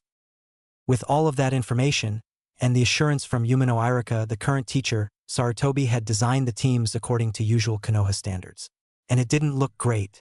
He would be forced to pair Haruno and Uchiha together in order to balance the teams according to their grades, and some no-name child would be their third member due to his extremely poor grades. The team would most likely be absolutely destroyed on their first mission outside the village, but his advisors and Danzo were pressuring him to allow the Uchiha to pass despite his report. He was the last bearer of the infamous Sharingan who was still loyal to Konoha. At least that is what the rest of the village though. Uchiha Itachi, Sasuke's older brother and the teenager who had killed his entire clan, had done so on the orders of the Hokage as the entire clan was planning a coup d'etat. Sarutobi rubbed his forehead before he took up his pipe, packing it with his favorite tobacco blend. Taking the box of matches from his desk, he struck one and held it for a few seconds, allowing the sulfur on the tip to burn away before taking the mouthpiece between his lips and holding the flame over the tobacco, moving it in circles while he puffed on it. Once that was done, he tamped down the surface tobacco and lit it once more, taking a long draw on it. He let the smoke swirl around in his mouth for a bit before releasing into the air with a long sigh. Much better. A cough broke him from his relaxation, and he turned and raised an eyebrow at the people before him. A smile slowly spread across his lips and his eyes twinkled with life that had been lost for many years. You know, old man, you really shouldn't smoke so much in the office. It's going to kill one of your ninja when they try to deliver a report. Kenji-kun, you won't deny an old man of his favorite pastime, would you? Sarutobi questioned, his eyebrows rising a little as if he was expecting an answer. Kenji chuckled and a soft laugh echoed from behind him. Sarutobi arched only one eyebrow as he craned his neck to see who was behind Kenji. Naruto stepped around the older man and waved at Sarutobi, a grin on his face and his cerulean eyes sparkling with mischief. You can smoke all you like, I say. Kenji-san does it as well when Haruika-chan isn't around. Naruto poked his tongue at Kenji, who now looked slightly put out. Sarutobi Jiji. Sarutobi stared at the boy, taking in his appearance. He was definitely a young ninja, and his attitude was far better than what Sarutobi would have imagined he would have turned out like if he stayed in Konoha. A grandfatherly smile and a come here beckon later. Naruto was around the table and giving the old man a hug. Missed you, old man, Naruto mumbled. He remembered everything from the time he was 1.5, but his most prominent memory was that of his grandfather. He had also visited the Hokage on his 8th birthday when Haruai had come into Konoha, bringing Naruto along. Sarutobi chuckled and patted Naruto on the head. And you, sweet boy, your father has been sending me letters on your progress and I haven't seen you since you were 8. Tell me, what has been happening in the last 4 years? And so Naruto launched into his long story of living on the farm. Everything between the last time he had seen Sarutobi and today, omitting certain details about his Nukenin teachers. Sarutobi laughed, smiled, and nodded sagely at the correct points, listening with rapture to the boy's tale. Naruto always had a gift for gaining people's attention. A flash of a Naruto wearing a bright orange jumpsuit went through his mind when he thought of Naruto getting attention. Sarutobi fought to stop himself from snorting at the image. As if Naruto would ever be caught in a jumpsuit, let alone an orange one. When the tale finally ended, Sarutobi nodded thoughtfully. Maybe Naruto could help with his current problem. He had a good head on his shoulders, he was able to get through to most people, and if Sarutobi guessed right, he could defend himself and others. Yes, Naruto would become the final member of the unbalanced team. But before that, there were still some issues to attend to. If I had known you would be back today, I would have been more prepared. Hold on just a second. The Hokage got up from his seat and walked over to the furthest shelf on the left wall, closest to the window. Moving a few scrolls and books aside, Sarutobi found what he was looking for and made a half-ram seal with his right hand whilst his left hand disappeared into the bookshelf. A soft creak echoed through the office, and the bookshelf started to swing away from the wall, revealing a hidden room. Sarutobi motioned for the pair to come through and made his way inside. The room was about the size of the office, maybe a bit smaller. The walls were lined with shelves which were overflowing with scrolls and books. In the middle of the room was a table which had several items on it that Naruto didn't recognize. Looking around, he saw that not only were there scrolls and books in the shelves, but boxes and chests as well. Kenji, I'm sure you remember this room, but for Naruto, this is the Hokage's personal vault. Anything that relates to the Hokage or future Hokages is stored in here. What we are in here for is... Sarutobi moved over to one of the shelves and slid a rather ornate chest from it. Blowing the dust off the top, he nodded to himself and turned around, showing the pair the chest. This. He handed the box to Naruto and waved them out, shutting the bookcase behind him. A soft glow emanated from where Sarutobi had stuck his hand in before, and the bookshelf sealed itself with a click. Naruto stared at the box, more specifically at the golden plaque along the top. It read Namikaze Naruto. Naruto looked up at the Sandaime, who nodded once, before he moved to open the box. His eyebrow twitched when the lid wouldn't budge, and he scowled at the amused look on both Hiruzen's and Kenji's faces. Lifted the box to eye height, he noticed that where a lock would normally be on a chest was a seal. More specifically, a blood seal, designed by clans long ago for keeping their clan secrets, exactly that, secrets. He had studied them with Jiraiya about 6 months ago. Biting his thumb, Naruto drew blood and swiped it across the seal, before trying his luck at opening the box once more. This time, the lid slid up without a problem, revealing the inside of the chest.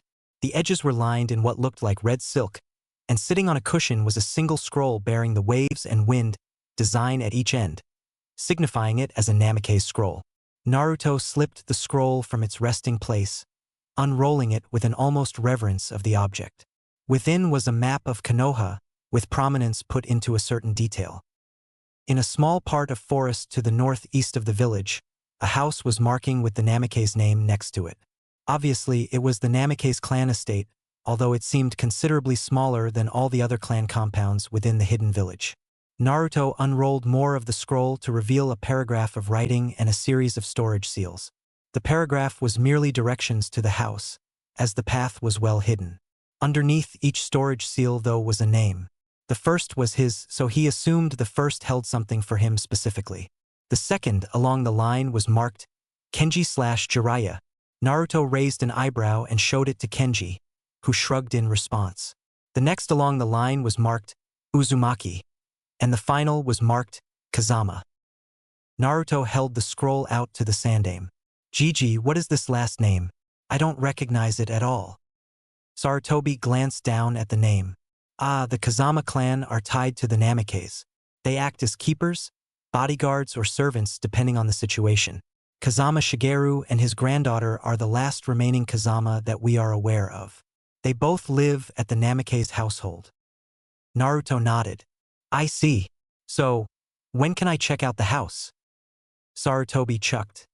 Not until you go to the academy. I've already had you enrolled. But you need to get to know the people you will be working with when you become a ninja. The Genin exam is in a week, and the teams will be announced a fortnight after that. Naruto sighed and pouted. Oh, come on. Do I really have to? I want to check out my new house. Kenji slapped Naruto up the back of his head. Don't be so disrespectful, geez. Your mother would have a fit if she heard that whining from you. The blonde frowned and crossed his arms over his chest. Tisich, I learned how to whine from this man and he is getting up me for it. Naruto ducked another swat aimed at his head and threw his arms up in defeat. Fine, fine, I'll go to the academy.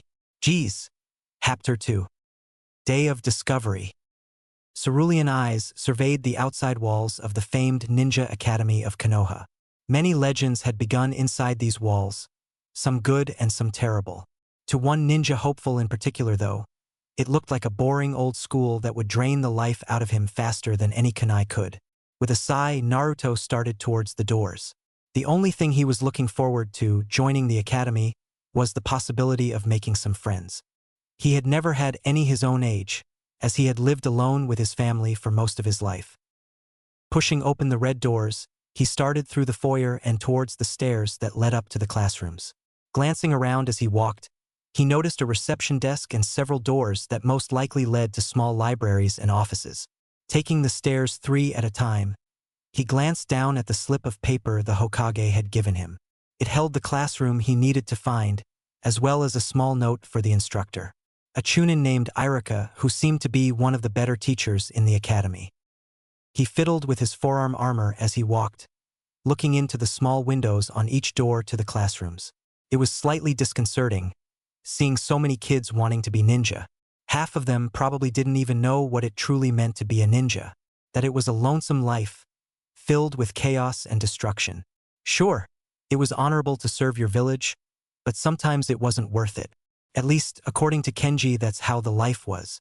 Many ninja had quit due to the pressure, and were forced to be subject to the memory removal jutsu of the Konoha ANBU, getting rid of any confidential information they may know of. Naruto looked up from his wondering and found himself in front of the classroom he was supposed to join. Was his mind really far off that he had gone into autopilot? Shaking his head, he sucked in a deep breath and cleared his mind, preparing himself for whatever was on the other side of the door. His hand reached out for the handle, and Naruto steeled himself for what he was sure would be the worst few hours of his life to date. Irika stared at his rather rambunctious class and gave a frustrated sigh. Despite the fact that they all had the potential to pass the Academy's Genin exam, most of them would fail during their Jounin Sensei's exam. Of the entire class, only the 7 clan heirs would pass without problem. Unfortunately, that left unbalanced numbers, so unless one of the clanless really stepped up their game, one of the heirs would be forced to return to the academy for another year or enter the standard program. His brown eyes wandered over each and every one of the heirs, and he couldn't help but be proud. Despite their odd attitudes, they were all strong, ready to join the ranks of the Konoha elite. A paper plane floated above his head, and Irika's eye started to twitch. Time to get the class back under control. They had had their fun for the day. Inhaling deeply, Irika readied to use his demon head jutsu when the door slowly opened. The entire room's attention was suddenly on the door. A sandal-covered foot stepped through, followed by a leg that held a weapons pouch. Slowly, the form of a boy the same age as the rest of the class appeared through the door, a shy grin on his face. Irika's eyes widened before they narrowed. He recognized this child. It was the whisker marks that gave him away. It was the Jinchuriki that held the Kyuubi no Yoko, Uzumaki Naruto. What the hell is he doing here? Naruto strolled across the room and handed the note to Irika. The Chunin looked it over and almost howled in annoyance. This brat would be part of his class for the rest of the week and then take the exams. What the hell was the Hokage thinking? What the hell is that old man thinking? Naruto thought. This teacher obviously hates me, he must know the truth about the Kyuubi. Gah! This was a bad idea. R.E. Naruto trailed off, not quite sure what to say. Irika stared at him for a moment before handing the note back to the blonde. Introduce yourself to the class, and then take a seat. There is a spare next to Sasuke. Irika motioned with his finger. Nodding, Naruto faced the class and lowered into a bow. Hello. My name is Uzumaki Naruto. It is nice to meet you all. Immediately whispers burst out between the students. Girls were claimed he was almost as hot as Sasuke, whilst the boys were discussing the ninjato on his back and the slats of metal atop his forearms. With a mental groan, Naruto made his way up to the third row where Sasuke was sitting. Only Iruka noticed that he made absolutely no noise as he walked, causing the Chunin's eyebrows to rise in curiosity. Naruto slipped into the seat next to the raven-haired Uchiha heir and smiled at the boy. "Nice to meet you, Sasuke, right?" Sasuke just grunted and turned away, staring out the window with a brooding look on his face. Naruto sighed and turned back to face Iruka, who was starting his lecture on the art of precision kunai throwing. Judging by the groans that came from the students, this was a subject that had already been covered before, and Naruto already knew about it as well. Resting his cheek in his upturned palm, Naruto settled in for what he knew was going to be a long day. Iruka looked around the classroom, and upon seeing that most of his students were half asleep, if not already there, he decided it would be best to cut his lecture off at that point. Checking the clock that hung above the door using his peripherals, Iruka figured it was time to let the monkeys out for some exercise. The moment the words fell out of his mouth, the entire class bolted for the door except one certain blonde.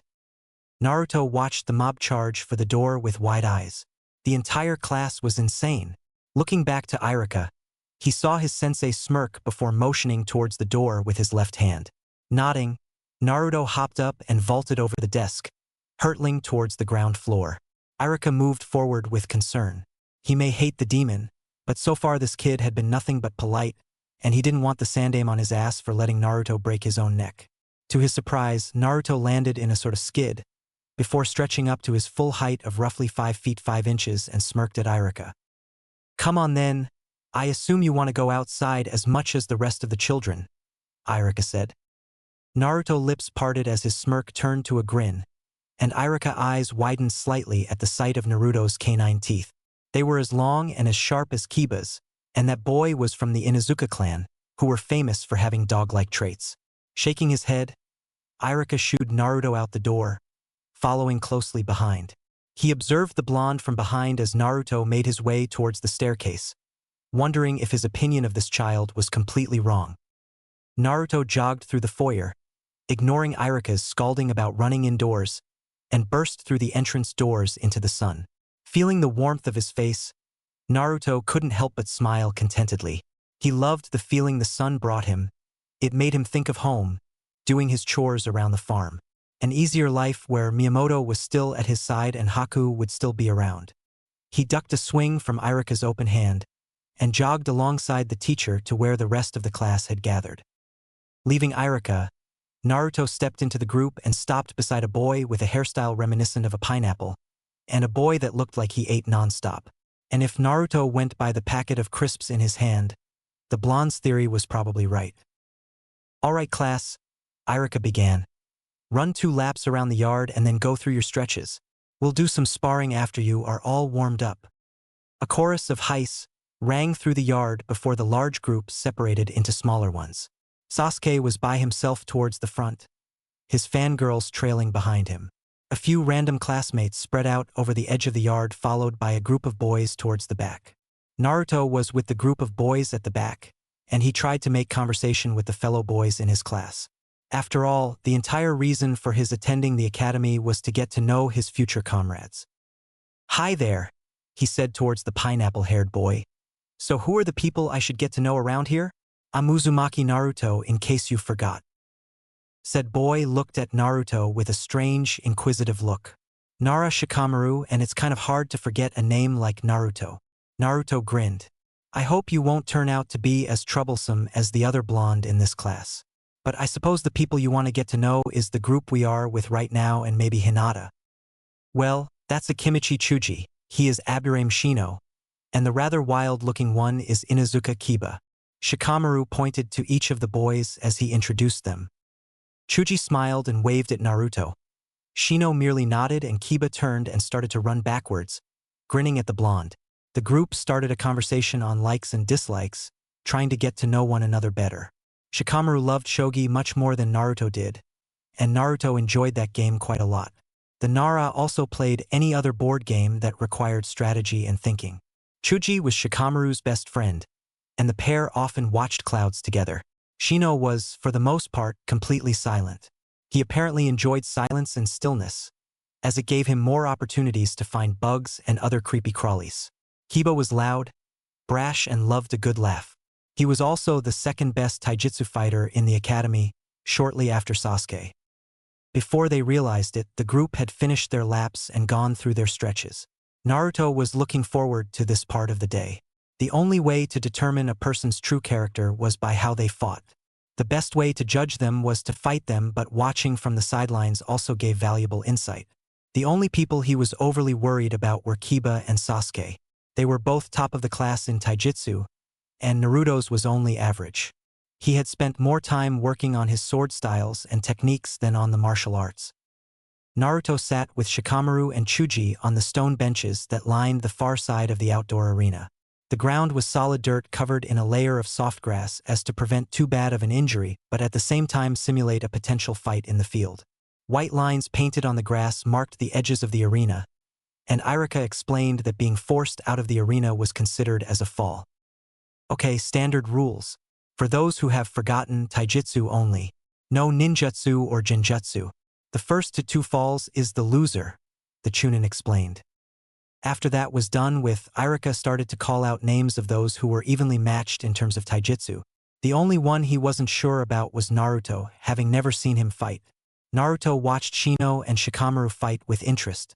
Shino's moves wasted no energy, and were brutally efficient whilst Shikamaru waited for Shino to make a move, and then reacted accordingly. It was fascinating to watch, something similar to a game of live shogi. Kiba's and Chuji's fight was an all-out brawl, Chuji using his family taijutsu style and throwing his weight behind his punches, and Kiba's natural dog fighting style was something terrifying to watch. Chuji had several gashes along his arms and face when the pair was finished, but Kiba was sporting a brand new shiner, a busted lip, and was limping slightly. Despite their state, each of the ninja bowed to each other at the end and helped one another back to the stands, grinning the entire time. Irika looked across the stands and shrugged when he noticed something. Okay. The final 2 are Uchiha Sasuke and Uzumaki Naruto. Sasuke smirked and walked down to the arena with an aura of complete and total arrogance. And if the tales Naruto had heard were true, that arrogance as well founded. Naruto gulped and slowly made his way down to the arena as well. As he walked, he unclipped his forearm holsters and took off his gloves, removing the metal on his arms that could cause extra damage. He slipped his ninjato and sash off as well, and wrapped the guards and gloves in the sash, leaving them with Irika. Said brunette stared at the pair who were now facing each other in the arena. Begin! Naruto was forced to backpedal away from Sasuke, who charged forward with speed that almost matched Naruto's. He wasn't expecting a full frontal assault from a ninja, especially one that was rumored to be as good as Sasuke. Ducking a backhand swing aimed at his temple, Naruto moved into a sweep kick that Sasuke managed to jump over. Naruto corkscrewed up. His hand balled into a tight fist and aimed an uppercut at the Uchiha's jaw. Said boy bent his neck back a bit, narrowly avoiding the punch, and kicked off Naruto's forearm, moving back across the arena. Naruto dashed forward, zigzagging left to right, planning his next move. Sasuke smirked and fell into his clan's taijutsu stance, and Naruto noticed a major flaw. The stance left so many openings it wasn't funny. Though from what he had heard from Kenji about the Uchiha, the clan relied on their Sharingan rather heavily when it came to taijutsu fighting. The ability to predict an opponent's moves would make up for any openings in their defense. Naruto lowered himself closer to the ground, lowering his center of gravity, and began to pick up speed. 3 paces, 2 paces, 1 pace. There. Naruto twisted on his foot and seemingly tripped himself, moving into a horizontal spin. Sasuke's smirk grew wider, and Naruto couldn't help but grin. Naruto finished the first 180 degrees of the rotation and swung his leg out, slamming it down onto the crown of Sasuke's head. The Uchiha dropped like a stone, a shocked cry erupting from his lips. Naruto landed in a crouch behind Sasuke and grinned. Irika nodded and raised a finger on his left hand. 1 fall to Naruto. Sasuke growled and jumped back onto his feet, charging Naruto like an enraged animal. Naruto's right foot slid backwards, and he bent his knees, preparing for the coming onslaught. Just as Sasuke's came within range, He jumped and threw both his legs out in front of him in a drop kick. Cerulean eyes widened as Naruto took the kick straight to his face, sending his neck snapping backwards with frightening velocity. The rest of the blonde's body followed, but Naruto managed to keep hold of his senses and land in a handstand in time to avoid a fall.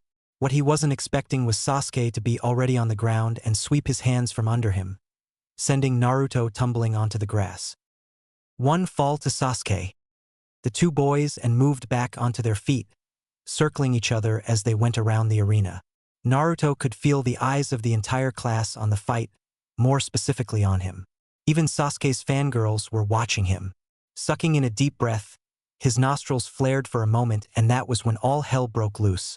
The boys charged each other, throwing precisely aimed punches and kicks, blocking, evading, and parrying one another.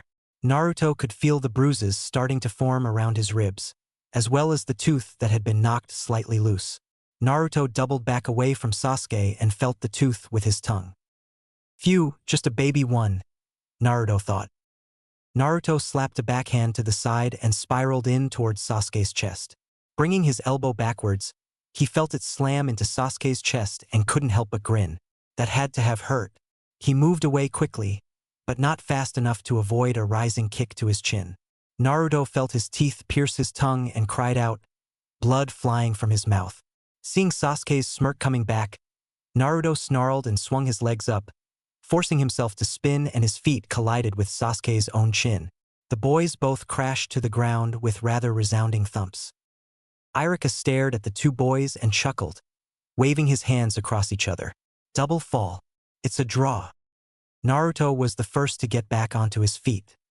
He spat a mouthful of blood onto the grass, staining the lush greenery with the crimson red. Walking over to Sasuke, the blonde grinned and held out his hand towards his opponent.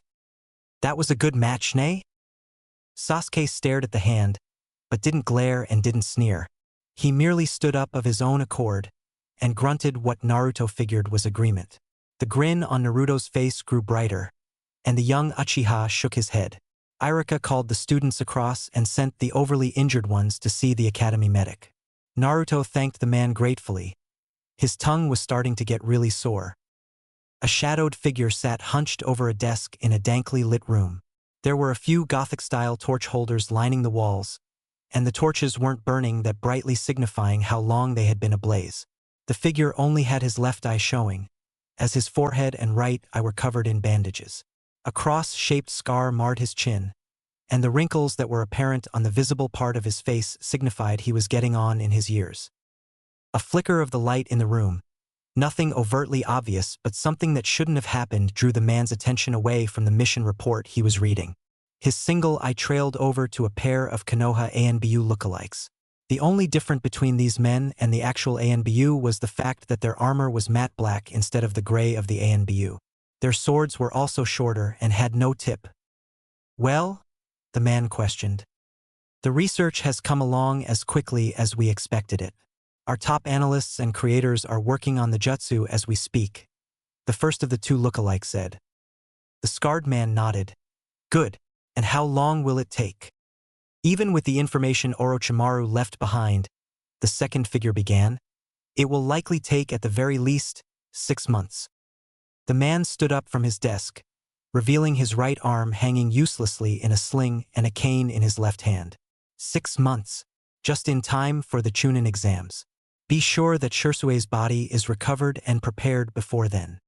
He waited for the pair to nod before he continued. What news of the squad tracking Orochimaru?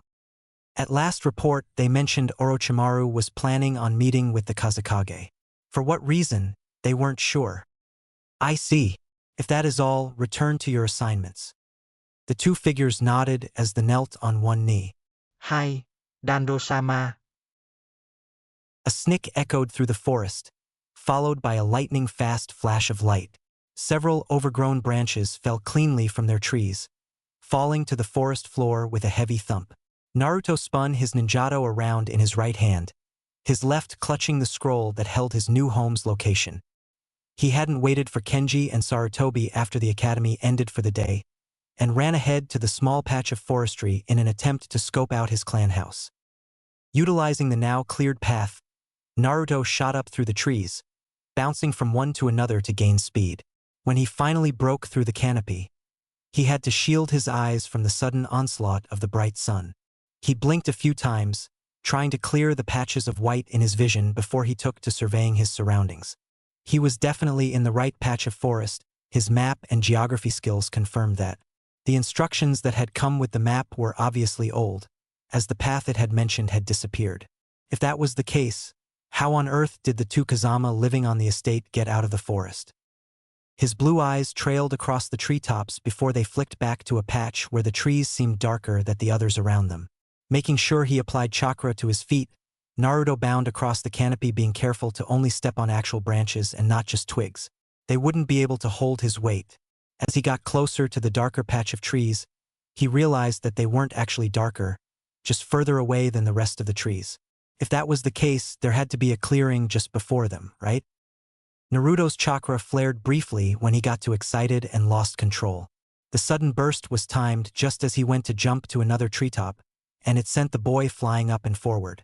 A panicked yell erupted from Naruto as he tried to regain control of his body, but the wind was whipping at him as if it were a cat o' nine tails. As he spun, he noticed that this was definitely the spot, as there was a rather large house just below him. He threw his ninjato with as much force as he could towards the ground. His scroll wrapped around the hilt, and quickly made a cross-shaped seal. "Kage Bunshin no Jutsu," the blonde crowed. In a cloud of smoke, a doppelganger appeared in front of him and Naruto latched onto its shoulders. The momentum transferred from the original to the clone and they were both sent forward. Naruto, however, used the solid body as a springboard and launched himself towards the clearing. Just as he came into range of the ground, Naruto curved his spine and spun into a standing position, applying chakra to his legs and feet. Large chunks of earth were sent flying from the impact, and a ring of dust flew out from the newly formed crater. Naruto glanced back up at the sky in time to see his clone dispel in a cloud of smoke, and the blonde couldn't help but grin. Well, that was fun. Naruto brushed the dust that had clung to his pants and shirt before climbing out of the crater and walked across to where his sword had been impaled into the ground. Naruto took the scroll from its handle and wrapped it up before slipping it into a hidden pocket on the inside of his shirt. Naruto grabbed the sword and tugged. It slid from the earth with relative ease, and Naruto couldn't help but frown when he saw the state of the blade. It would take a while to clean and sharpen and back to its normal state, but that was what he got for being brash. Reaching into one of his pockets, he plucked a cloth from it that vaguely smelt of cloves and carefully ran it along the blade, cleaning off the dust and earth that had clung to it. He swung in a few times, making sure everything was still intact, before he sheathed the blade over his shoulder. He would take the time later to go over the entire sword piece by piece, but right now he had a house to explore. He turned around and started to really take in the details of the Namikaze estate. The first thing he noticed was that, from the outside, it seemed a lot smaller than the other clan compounds around Konoha.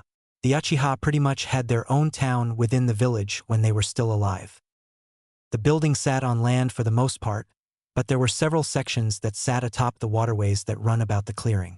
The house itself was designed according to more traditional standards, at least on the outside. A dark brown wooden frame with pale yellow walls that had obviously been painted made up the main house, with near black-brown tiles lining the roofs. The entrance to the building was more modern in design, being hardwood with a modern door. Naruto noticed a cobblestone path that leads straight to the door, lined on either side in orange-brown bricks that every now and then had a red lantern atop it. Deciding to leave the house exploration for later, he followed the path south from the house, wondering how the hell he didn't notice it coming in. The path wove around trees and the occasional hill, and he went down a set of steps, until it came to a sort of valley between two hills. Either side of the path was lined by sakura trees. Naruto walked down the path and followed the curve around to the left. So that's why I couldn't find it. The directions said that the path began on the east side of the forest. This is heading west. The path reached a wooden red arching bridge that crossed over a koi pond, before the end of the trail disappeared into trees again. Naruto slipped through the trees to find he was free from the forest, and surprisingly close to a ninja training grounds. This side of the forest had a rather large iron gate running down it, and Naruto wondered why there was no gate on the other side. Shrugging, he turned back and launched himself up into the trees. It was time to check out the house. Naruto dropped down onto the stone path in the clearing and followed it over to the door. He ran his finger around the door lock and frowned. He needed a key. Surely the yondaime wouldn't have given him a house and forgotten the key. Reaching into his hidden pocket, he slid the scroll from within and unrolled it across his forearms. Rereading the directions, there was nothing mentioned about a key. Moving across to the storage seals, he hummed in interest before he swiped his thumb over the seal marked Namikaze. He felt his chakra drain just a little bit, and in a cloud of smoke a set of keys appeared. Naruto snatched the keys up and wrapped the scroll up before sliding it into his pocket once more. He went through the keys until he found a rather old-looking one that fit the lock. Naruto was shocked to see that once he twisted it, several seals that had previously been invisible lit up brightly along the walls and door. After a moment, they faded back into nothingness and Naruto figured they must have been security seals of some kind. He would have to ask Jiraiya next time he saw him. The blonde pushed open the door and stepped into the small entryway, which had a small cupboard pushed up against the wall and was blocked from the main house by a sliding door. Naruto toed off his sandals and pushed them to the side opposite the cabinet and stepped up onto the raised floor of the house. Naruto wriggled his toes on top of the tatami flooring, woven straw mats that lined the floor, and almost giggled at the ticklish feeling. He turned full circle, taking in the room with curious eyes. For the most part, it seemed traditional aside from the modern lighting in the ceiling. There were two fusuma, sliding panels, which acted as doors at the far end and the wall on the left of the room. What drew Naruto's attention, however, was the slight alcove in the right wall. At either end were two bonsais, each looked well maintained, followed by an empty space and then two sets of 3 pillar candles. The candles framed the bottom of a wall hanging, which had a circle at the top which held the Namikaze symbol of turbulent waves, and also had waves running across the bottom of it. Written between the two images was, "Of waves and wind." Naruto couldn't help but grin. It was a Namikaze wall hanging. He traced the outline of the waves on the circle at the top before he turned to continue his exploration. He moved over to the left fusuma, the one that was across from him, and studied the painting on it. It was a cliff looking out towards the sea.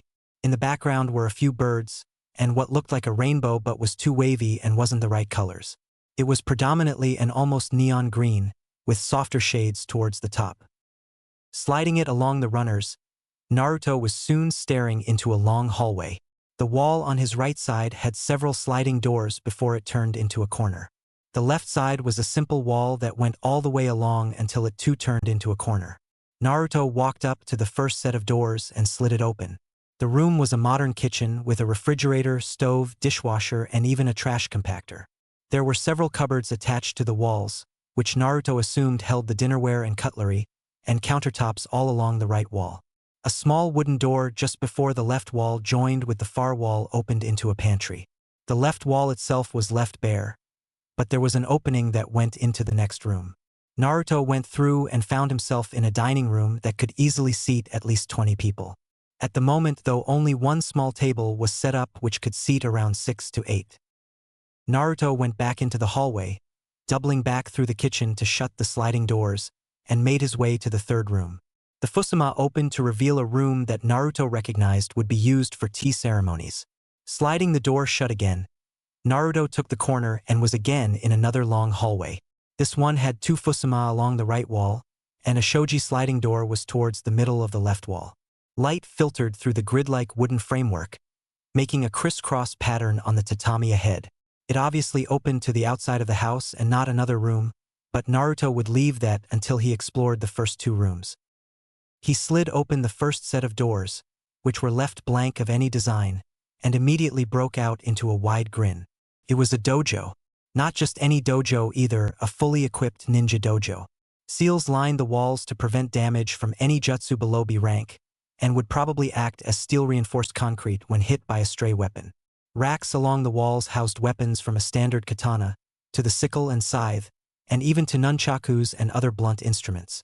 The floor was lined with tatami again, but there was an elevated stage in the middle of the room that was simple hardwood.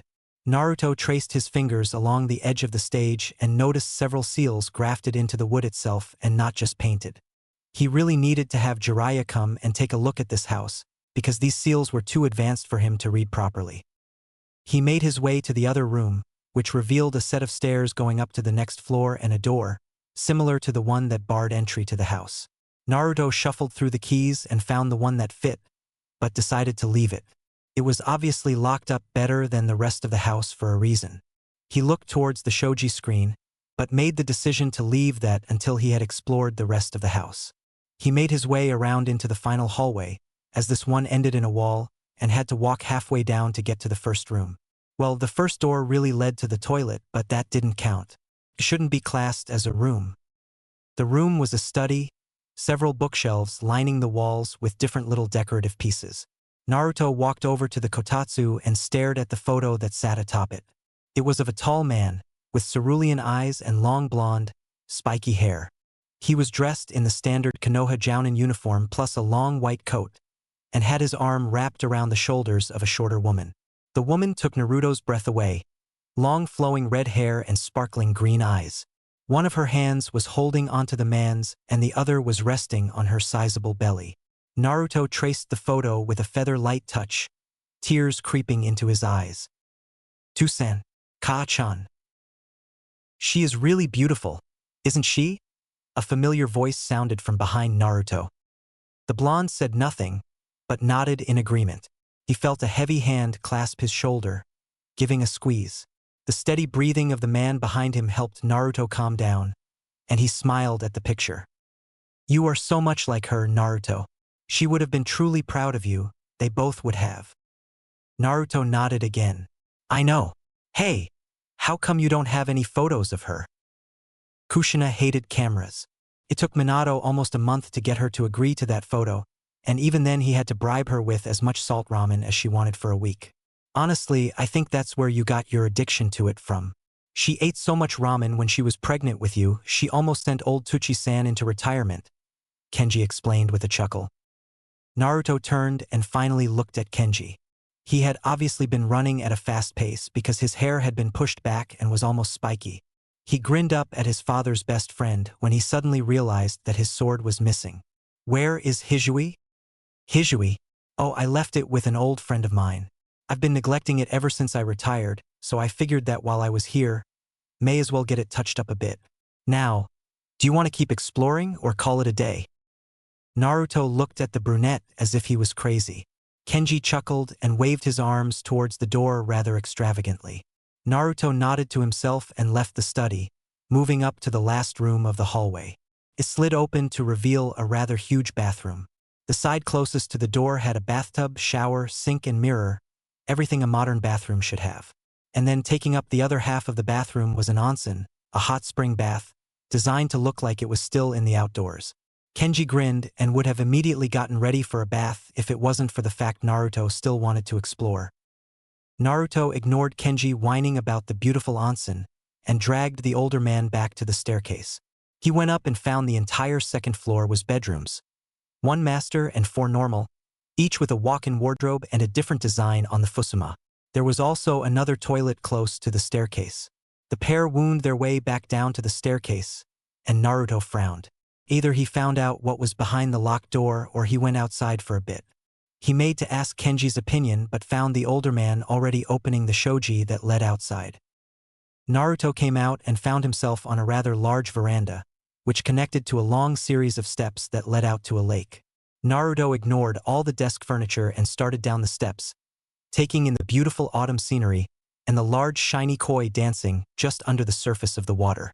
Naruto's eyes trailed over to a waterfall that ran down from a gap that started on the other side of the house.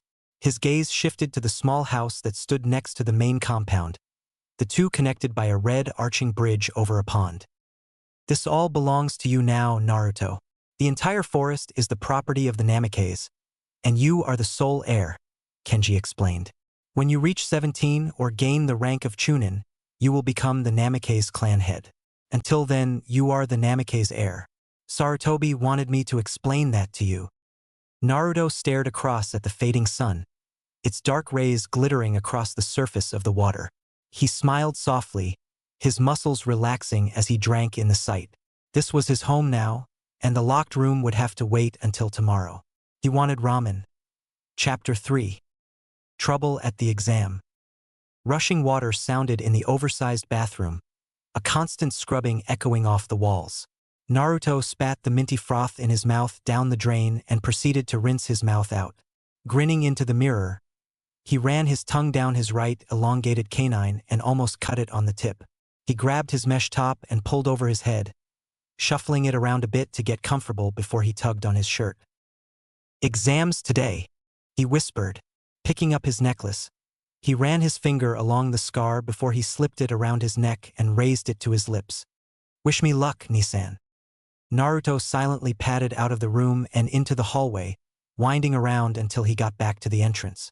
Instead of heading out, he walked over to the fusuma opposite the exit and slid it open. He walked into a room that led out through a shoji to the Kazama house and had several shelves and cupboards. The shelves held his normal gear, whilst the cupboards housed pre-prepped mission packs that had different things depending on the level of mission. He grabbed his weapon holsters and ninja packs, but decided to forego his forearm armor.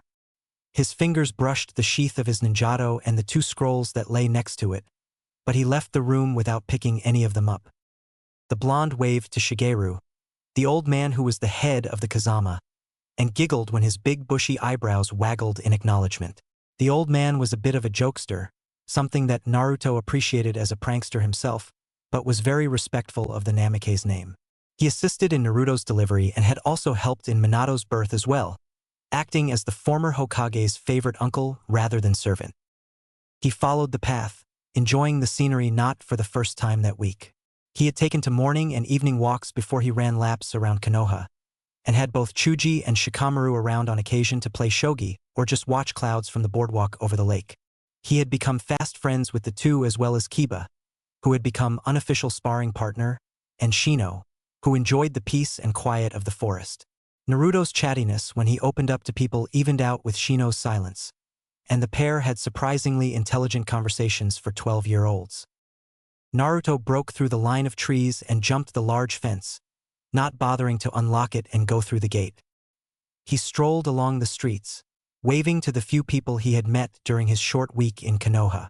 Old man Ichiraku and his daughter Ayam, the local blacksmith for ninja weapons, Higurashi Tenma, and his adopted daughter Tenten, to name a few. Noticing a large crowd ahead, Naruto's eyes trailed over all the possible escapes. He got anxious around crowds, especially in Konoha. Jumping up onto a nearby stall roof, he watched the goings-on from his vantage point and was shocked at what he saw. Some fat, obviously wealthy, merchant was whipping a pair of street urchins. Blood poured from their arms, chests and faces, and if Naruto was right, one of them was a young girl. Naruto's normally mirthful eyes hardened to the point they were a cold near-gray in color, and his chakra flared. A deep rumble came from the back of his throat and he bared his teeth, preparing to jump. The menacing growl echoed across the crowd, and despite the fact that they were all civilians, they all felt the overwhelming chakra forcing down on them. The tiles underfoot shattered as he took off, blurring in and out of vision slightly at the sheer force of the launch. He slammed fist first into the merchant's stomach, sending him flying back into his stall with a resounding crash. Naruto was hunched over when the merchant finally got his breath back and had the strength to look up. The blonde's head slowly turned up, revealing the most horrific sight the merchant had seen in his greedy life. Pure, unadulterated malice flooded a pair of eyes that were flickering between steely blue and blood red, long canines that seemed to drip with venom, and 3 long whisker marks that were steadily getting deeper. Dédé Demon. "It's a demon! Help me!" Naruto took a lone step forward, and the entire crowd took a step back. The blonde slowly raised his hand up until his arm was completely horizontal, a single clawed finger pointing at the merchant. In a deep, growling but steady voice, the blonde spoke. "You are the demon here, filthy scum. Trash like you shouldn't be allowed to live beating on little kids. I should rip your damn arms off, so you can never whip another person again." Naruto's fingers slowly raised, one by one, until they were all bent slightly inwards, the claws almost touching one another. Cocking his arm back, Naruto shot forward again, a loud roar tearing its way from his throat. The crowd's blood ran cold as Naruto finally reached his mark, his arm swinging down towards the man's left shoulder. A blast of wind rocked the area, dust and leaves flying up and obscuring the scene from the villagers. When the dust cleared a few seconds later, the crowd was shocked at what they saw. A brown-haired man wearing something that looked like a black and gold kimono was standing slightly in front of the enraged blonde, a katana in a jade sheath across Naruto's chest. Standing behind Naruto, holding onto the arm that was about to tear off the unlucky merchant's arm and his other hand hooked under Naruto's other shoulder, was a masked Konoha Jounin. His slanted gray hair and Hittite-covered eye standing out from the other Konoha shinobi that suddenly appeared either from rooftops and seemingly out of thin air. Kenji's dark brown eyes smoldered with anger towards the entire situation, but he reined it back in. He had an aggravated son to deal with. Naruto, you need to calm down. What does killing this man achieve in the long run? It'll show that Konoha doesn't stand for this kind of crap. Why the fuck did you stop me? Old man, those kids deserve justice. This isn't justice, Naruto, Kenji barked. This is revenge. He will suffer the consequences of his actions, trust me. But it will happen the right way through the Hokage. Have faith in Konoha, son. Naruto snarled at Kenji and tried to break the grip the silver-haired man had him in. The Jounin winced when he felt the sheer strength of the child, but didn't let go. The blonde roared and his eyes went completely red, his pupils becoming black vertical slits. Kenji swore under his breath and twirled his katana so he was holding it in a backhand grip. He slammed the pommel into Naruto's forehead, causing a sharp burst of blue light to erupt from both the end of the sword and the boy's head. Naruto's eyes faded back to their normal cerulean before his body slackened and slumped into the Jounin holding him. Kakashi, Kenji began. Can you please take him to the Hokage? Kakashi nodded and disappeared in a swirl of leaves. Kenji pointed at two Chunin he recognized from the gates a week ago. You too. Take those children to the hospital now. The pair nodded and picked up the children before taking to the rooftops. Thank you, kind sir. Thank you for saving me from that demon. The merchant trailed off when he saw Kenji's face. The swordsman picked up the fat merchant with a single hand, holding him by the scruff of his collar, his feet dangling above the ground. I didn't save you. I saved my son. You will be meeting with a good friend of mine. Her name is Anko. Perhaps you've heard of her. The merchant whimpered. How long will he be out? Sarutobi questioned. Another half hour at most, but I wouldn't be surprised if he wakes up sooner. He is growing resistant to this seal, Kenji replied. He brushed the blonde locks away from his son's closed eyes and sighed. I can't be there when he is on a mission, Sarutobi. He needs a sensei that both Jiraiya and I can trust, and one with knowledge of seals. Sarutobi nodded and looked out the window overlooking Konoha. Minato used to say, the fire's shadow illuminates the village. How is it then that I have lost touch with my village to the point where I don't even know when the people I try so hard to protect are being seriously injured? Kenji glanced across to his mentor's mentor and shrugged. You can't be everywhere at once, old man. You can't know everything that happens, especially when you have to look after both the civilians and control the shinobi corps.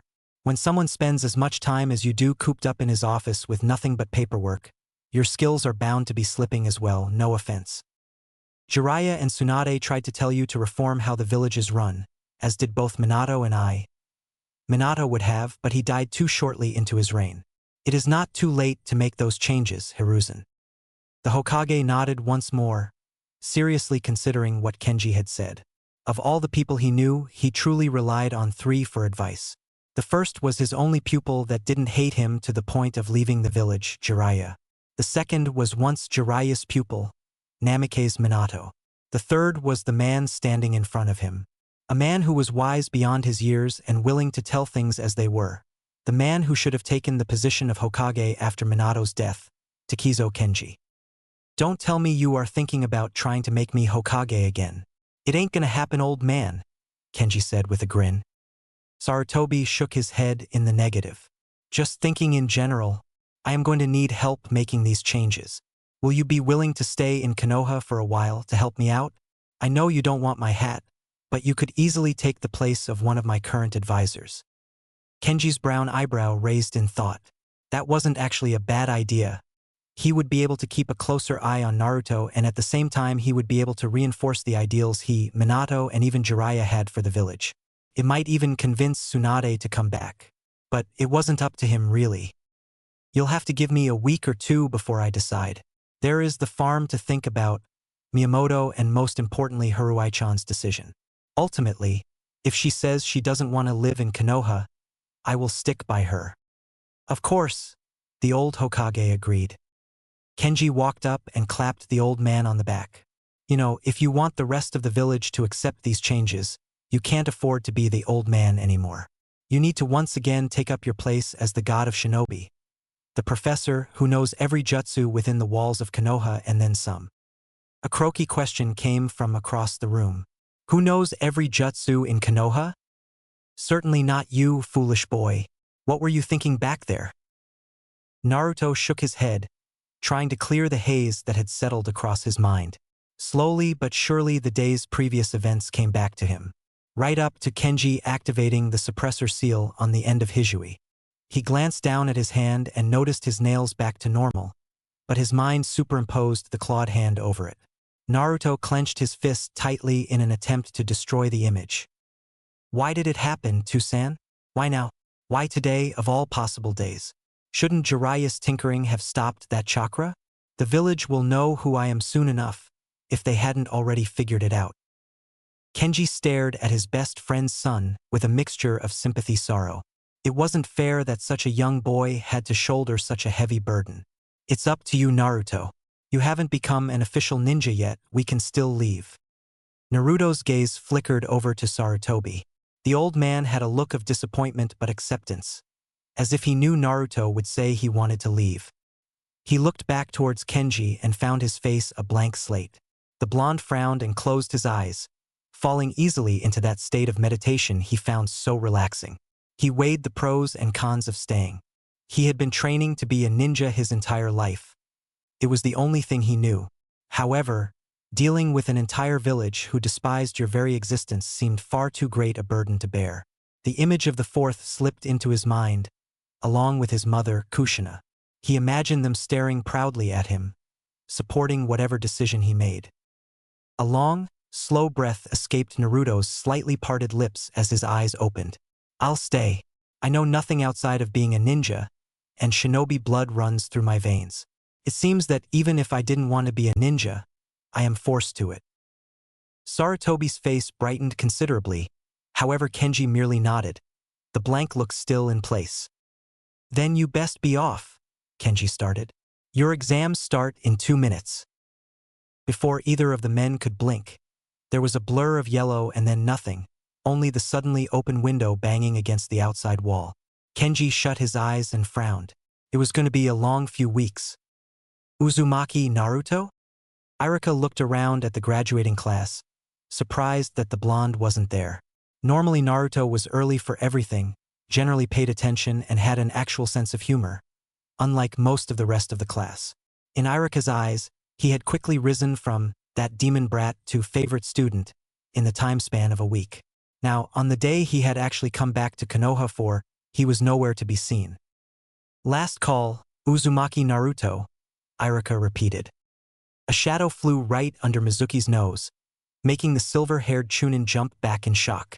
The shadow quickly formed into the visage of Irika's missing student. The blonde was panting, and sweat was dripping from his chin. Running that fast really hurts. He got out between pants. But I'm not too late, am I, Irika-sensei? Irika shook his head in the negative. Right on time, join the rest of the class on the bleachers. Irika continued through the last 2 names on the class roll and nodded to himself. A full class, they would have to be split between himself and Mizuki for the taijutsu portion of the exam. Turning his wandering gaze to his class, Irika took in the looks of anticipation, excitement and joy that was present even in Sasuke's eyes.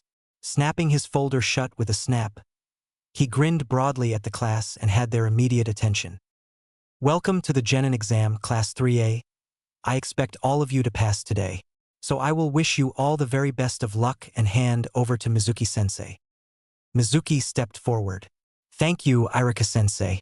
Now then, class, the exams will be split into 4 different portions.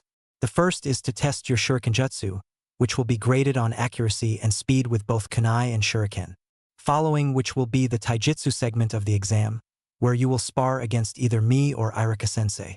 after which is the written exam which will be held in the auditorium. The fourth and final part section is your ninjutsu. You will find out which jutsu when you are called for that part of the exam. Thank you, Mizuki-sensei. Now then, if you would all make your way to the range, we can get to work. The class made their way over to the usual throwing range, which had been outfitted recently specifically for the exam. Normally, it was just a bunch of trees, stumps, and logs that had targets either attached or painted onto them. Now, it had wooden dummies, moving targets that ran along wire, pop-up targets that you had to hit in the short amount of time it was there. Naruto's finger itched towards the steel push button that held his weapon's pouch closes, his entire body shaking in anticipation. He would ace the exam, and then his life could truly begin. Iruka called the students in alphabetical order via their surname. One by one, the soon-to-be ninja stepped up and took the throwing weapons provided by Mizuki. Iruka stood off slightly to one side, making notations in his folder, and was the one who went to check the targets before the next student came up. Slowly but surely the number of students waiting dwindled down until there was only 3 remaining. Uchiha Sasuke, Uzumaki Naruto, and Yamanaka Ino. Sasuke was the first to step up, taking the provided kunai and shuriken from Mizuki with his usual smirk. Iruka clicked his stopwatch just as the course started up, and Sasuke's attention focused in on the targets.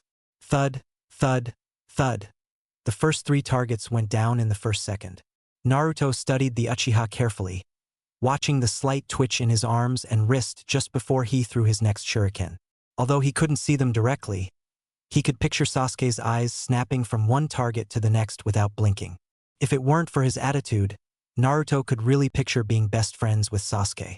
Being rivals was the closest he would probably ever get to being friends with the Uchiha, and Naruto accepted his position with a mere smile.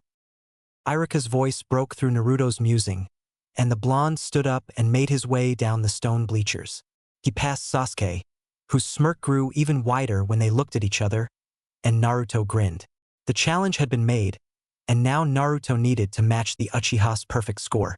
Naruto took the shuriken and kunai from Mizuki, whose grimace was enough to confirm Naruto's earlier suspicion.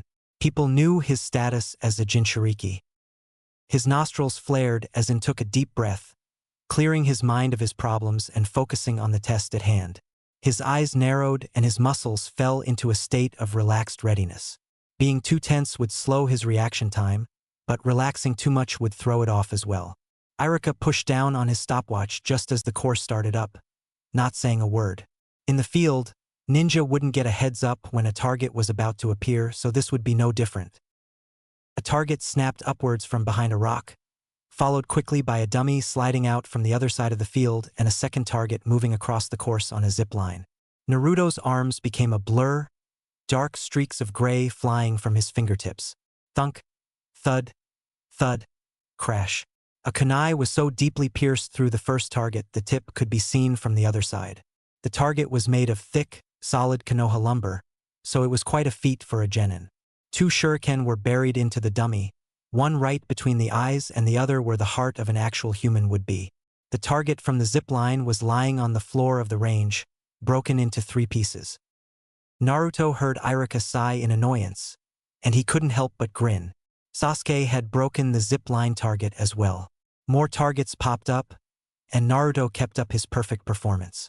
By the time he was finished, a single grain of sweat had appeared on his forehead, and the range in front of him was littered with kunai and shuriken all in bullseye places. Iruka waved him off, a proud smile on his face, and Naruto made his way to where Shikamaru and the gang were sitting. As he passed Sasuke, who was sitting on his own, he nodded toward the Uchiha. Onyx's eyes lingered on his own cerulean before Sasuke nodded back, his brooding expression breaking into a smile for a second. Naruto grinned and ran along to the gang, Shino and Chuji congratulating him on his perfect performance, Shikamaru merely smiling. Kiba glared at Naruto for a minute before he clapped the blonde on the back. "So, Blondie, what was that little thing between you and the Uchiha?" Kiba questioned, his loud voice ringing in Naruto's ears.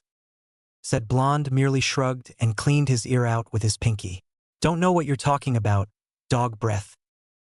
The taijutsu portion went a little differently. Alternatively, the students would fight Iruka or Mizuki whilst the other teacher stood towards the side and acted as referee while at the same time taking notes. At the end of each bout, the two teachers had a quiet chat outside of earshot, during which the students had enough time to gossip amongst each other about the fight. Names weren't being called in alphabetical order either. Irika seemed to be picking students at random. Naruto noticed one thing, however. All of the clan heirs, himself included, were being left until last for some reason. When the final match with Haruno Sakura ended, Naruto finally realized why. Several large sources of chakra appeared on the other side of the training dojo. Naruto's eyes flicked up towards where he thought the newcomers were, but found nothing but a wall. Frowning, Naruto turned back to the match, which was now Mizuki versus Shino. The hairs on the back of his neck stood on end though. He knew someone else was in the room, someone that wasn't supposed to be there. Kakashi's eyebrow was raised in amusement, and Kenji was smiling proudly towards his son. The two men had decided to forgo the Hokage's crystal ball room. The amount of smoke in there was suffocating, and had come directly to the dojo. Kakashi, to see how good his new students were outside of a report, and Kenji, to see the next generation of Konoha shinobi. Although he also wanted to watch Naruto's fight in person. That boy could pull some strange but effective moves out of thin air at times. Said blonde's blue eyes had just trailed over both senior ninja, although their camouflage technique had done its job and Naruto was none the wiser. The two watched as the clan heirs stood up for their matches. There were 4 students remaining, the Nara child, the Hyuga heiress, the Yamanaka girl, and Naruto, when Kenji suddenly snapped to attention, his hand already on his sword's handle. Kakashi sniffed the air a few times and smiled, before placing a hand on the retired Jounin's shoulder. In a hushed voice, so as to not attract attention, he explained, "Just let things carry on. No one will get hurt too badly." The Hokage's council and Danzo have been pushing for a harder genin exam for years. The political pressure was getting to the point where Hokage-sama had to act soon. He decided to enact it this year. It's just a test, but the kids don't know that. Let it play out. Kenji frowned. Why the hell hadn't he been told then? Leaning back against the wall, he glared at Mizuki, who in turn was glaring at Naruto. Kakashi noticed that his sensei's partner's hand never left his sword. Uzumaki Neru dash. Irika was suddenly cut off by a kunai sticking out of his neck.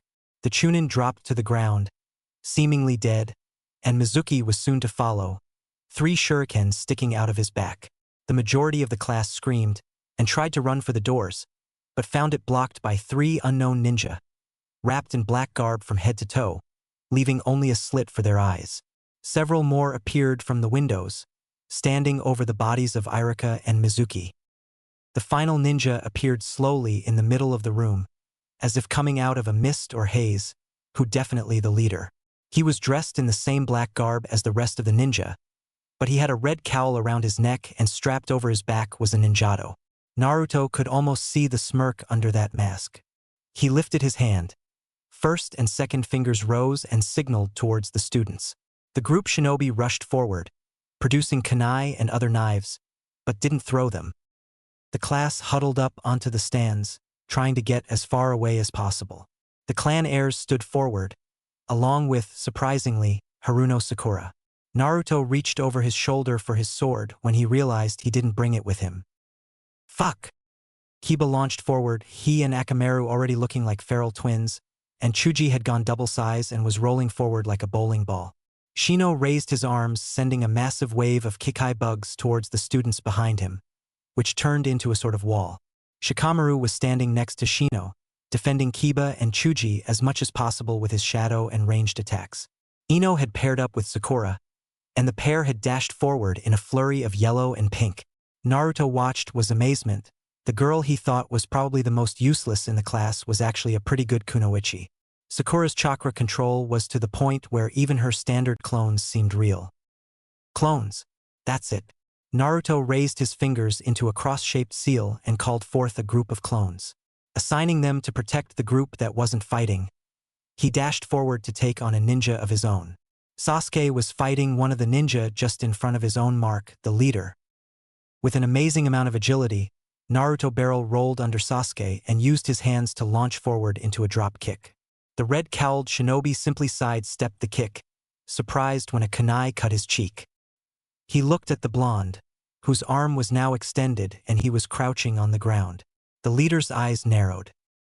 Damn Jinchuriki brat will get what's coming to him now. He launched forward, 2 kunai appearing in his hands, and went on the assault.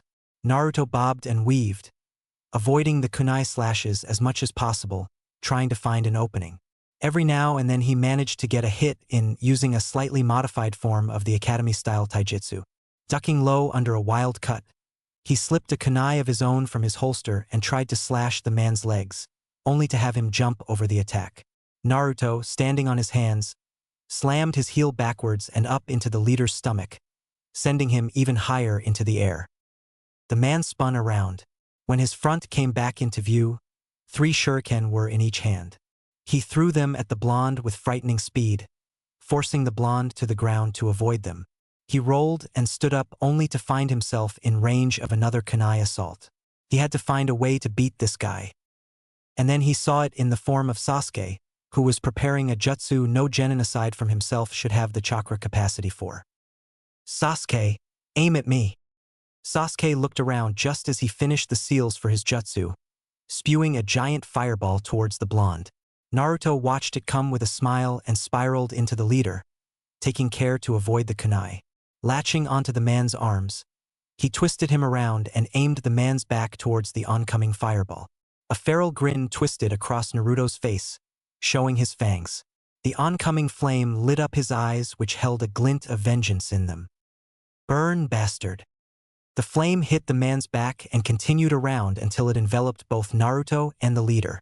The clothes slowly burnt off the man, revealing the wide-eyed form of Mizuki? Naruto's brain kicked into overdrive, his hand whipping out towards the flames. They were suddenly pushed back before they died out, leaving an untouched Naruto and a severely burnt Mizuki in the middle of the room. The rest of the fighting was over, the ninja revealing themselves as the instructors of the academy. Kiba had several fresh bruises and cuts, but Chuji was seemingly unharmed. Sakura and Ino both sported new shiners, and both girls were holding their ribs.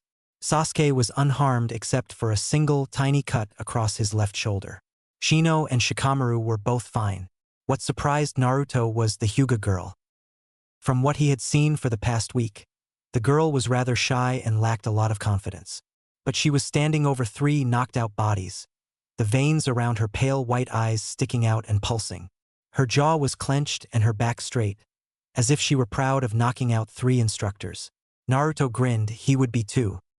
Several of the instructors came rushing over to Mizuki, grabbing him and rushing him out of the room, assumedly to the hospital. Naruto dropped to the ground, his fire manipulation technique taking its toll. Every time he used it, he felt drained in both body and mind. The first time he had used it, he had passed out for 3 days. Kenji had trained him carefully in its use, and now he could use it without passing out, but only just barely. They had assumed it was either an unknown bloodline limit from his mother, or one more gift of being the Jinchuriki of the Kyuubi. Kenji stood silently at the other of the room, his face blank. Kakashi shuddered and shuffled away a bit. Every time he had seen that face as a kid or even as an adult, it meant someone was in trouble. It was usually him, but this time he knew exactly who was going to be on the receiving end of Kenji's wrath. The Hokage. The rest of the exams went without incident.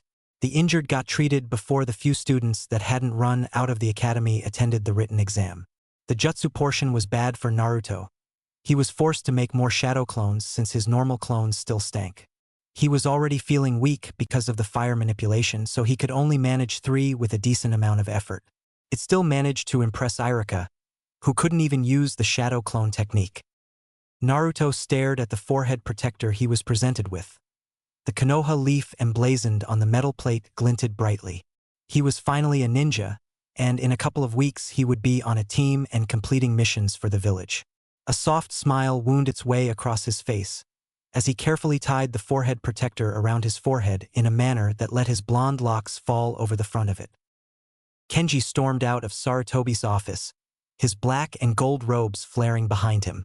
The jade-green obi, which was tied into a rather extravagant but still manly bow at the back, whipped around behind him like a tail.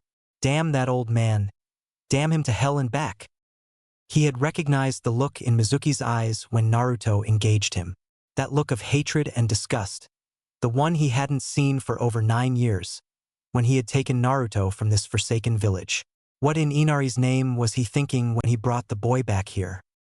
Yelling in frustration, he punched the wall closest to him.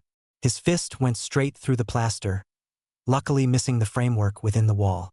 Yanking his arm back, he blew the dust from his knuckles and glared back towards the wooden door that barred the Hokage's office. He would have to take up a position as counsel now. Konoha could not be allowed to run like this. Over half the graduating class had left after that little stunt, effectively having the new generation of ninja. Taking a few deep breaths, Kenji counted backwards from 10, calming himself down. He needed to get back to the estate and see how Naruto was doing. The brunette was running along a power line, one of the many that ran across the village, when he noticed a flash of yellow in a nearby restaurant. Coming to a halt, he turned slightly so he could get a better look through the window. Sure enough, Naruto was in a Korean barbecue restaurant, surrounded by the rest of the clan heirs and the Haruno girl. What surprised him was Sasuke's presence, sitting slightly away from everyone else but still with the group. Looks like the Hokage had been right about one thing.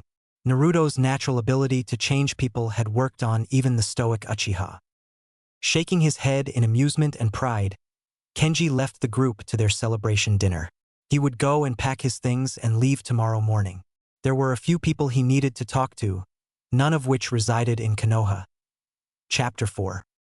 Survival Exam, Kakashi Style.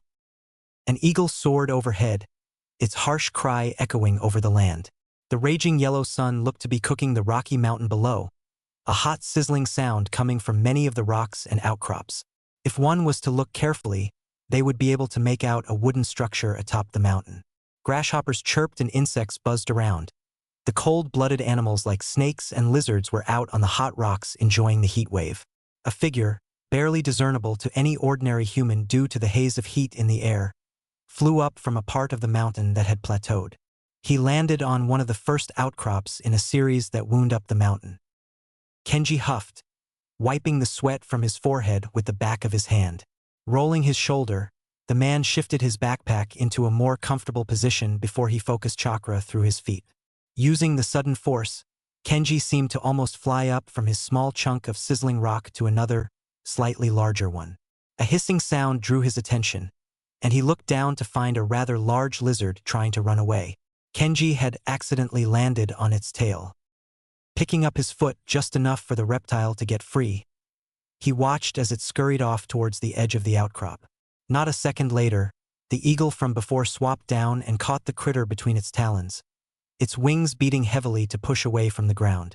Kenji shook his head and watched the beautiful creature fly away, the unlucky lizard wriggling in its grasp. He glanced up at the sun, trying to discern the time. It was nearing midday, and he still had half a mountain to climb. Why the hell did he have to set up camp on top of this mountain, of all possible places? Naruto stared at the wooden door. He had been avoiding going in there for almost 2 weeks now, but today he was finally going to find out what was behind it. Shigeru and Kid, Shigeru's granddaughter, were out visiting the Ikarakus. Examining the lock for a moment, Naruto found the corresponding key on his keychain and unlocked the door. Seals lit up, similar to the ones that covered the outside of the house, before fading away a minute later. The door creaked as it opened, giving the darkness beyond an even more eerie feeling to it. Naruto stepped forward into the darkness, and found it was a set of stairs that led down into what he assumed was a basement. As he walked, torches lit up along either side of the staircase, barely their seals grafted into the edges of them. Naruto recognized part of one as a sensory seal, and figured there must also be a fire generation seal somewhere as well. Once the sensory seal picked up someone's presence, the torches must light up and die out once the person left the sensory seal's range. That's pretty clever. Creepy as hell, but clever, thought Naruto. He finally reached the end of the stairs, and judging from the lack of windows guessed he was now underground. He took a step into the new room and immediately the place lit up. Not with torches but with strange seals that Naruto didn't recognize. They emitted as much light as a standard electric light and revealed the contents of the room. Scattered along the walls were shelves, filled to the brim with scrolls and books of all kinds. There were locked cupboards, scrolls thicker than both of Naruto's legs together, and paintings spread throughout the room as well. Standing in the middle of the room was a podium, a thick book sitting atop it. Ahead of the podium, against the furthest wall, was a kind of stand that held a formal black kimono, white obi and a haori, a formal jacket worn with a kimono. The haori had the Namikaze mon, crest, emblazoned on either side of the breast. The mirror behind the stand revealed a larger version of the crest on the back of the jacket as well. Stepping up to the podium, Naruto's hand reached out for the book on instinct. His fingers traced the bronze crest in the middle of the hard cover. Opening the book, the first page had no fancy decorations or paintings, but beautiful calligraphy writing. Tales of the Creed, History of the Namikaze. Naruto stared at the words. This was his clan's history, and this basement must have been the clan archives. He turned the page, surprised at the condition of the book. He didn't even know what the material was. Some kind of paper maybe, but it wasn't the paper used by those days standard. Naruto took the book down from the podium and sat on the ground, his legs folded under him. He was going to read this even if it took him all week. In an age of war, chaos and destruction, ninja were the tools of daimyos, selling their skills to the highest bidder. Clans existed not of families but of ninja with similar skills. Eventually, these ninja turned into the families that are known as clans today. We, the Namikaze, were no different, having no relation by blood whatsoever. However, we were unique in how we formed the clan. None of our skills were the same, and we all came from different parts of the land. We were all lone ninja, all extremely skilled, and we were some of the richest known through the land. Each one of us was hired by a daimyo that controlled a series of islands off the east coast. Our mission was simple: take over the mainland directly opposite the islands. It was in a tsunami of blood that the clan was born. We slaughtered hundreds of innocent people that, to this day, still haunt my dreams. It was the fact the daimyo had an entire army of soldiers waiting to kill us once we returned that we took over the islands, now known as the Land of Waves. We piled the bodies of the soldiers we killed that night on a hillside, their daimyo atop it, and burnt the remains. We became the leaders of Wave, and we took on a creed. We would become an undefeatable clan, one that specialized in all aspects of combat. However, we were like the ocean, calm, benevolent almost for the majority of the time, but when stirred we took no prisoners and destroyed everything in our path. We took the title of Namikaze, of Waves and Wind, due to our position as leaders of Wave, and the fact that all of us held the natural ability to manipulate the element of wind. Namikaze Genosuk. Head of the Namikaze Naruto was fascinated by his clan's history. What surprised him, though, was how the book was written. He had seen the Sarutobi family scroll, and it was all written by one person in the third person. However, this was more like a journal, and each new passage was written by a different person. Naruto quickly became immersed in the book, and would be sitting in the archives for a while yet. Kakashi frowned. He was having a hell of a day. First, he was late for a meeting with the Hokage, and not because he was at the memorial stone, but because he was up all night reading and overslept. And then, after finding out his future team, he went to check up on them. Sasuke was the easiest. The boy was just training in the forest that edged the Uchiha sector.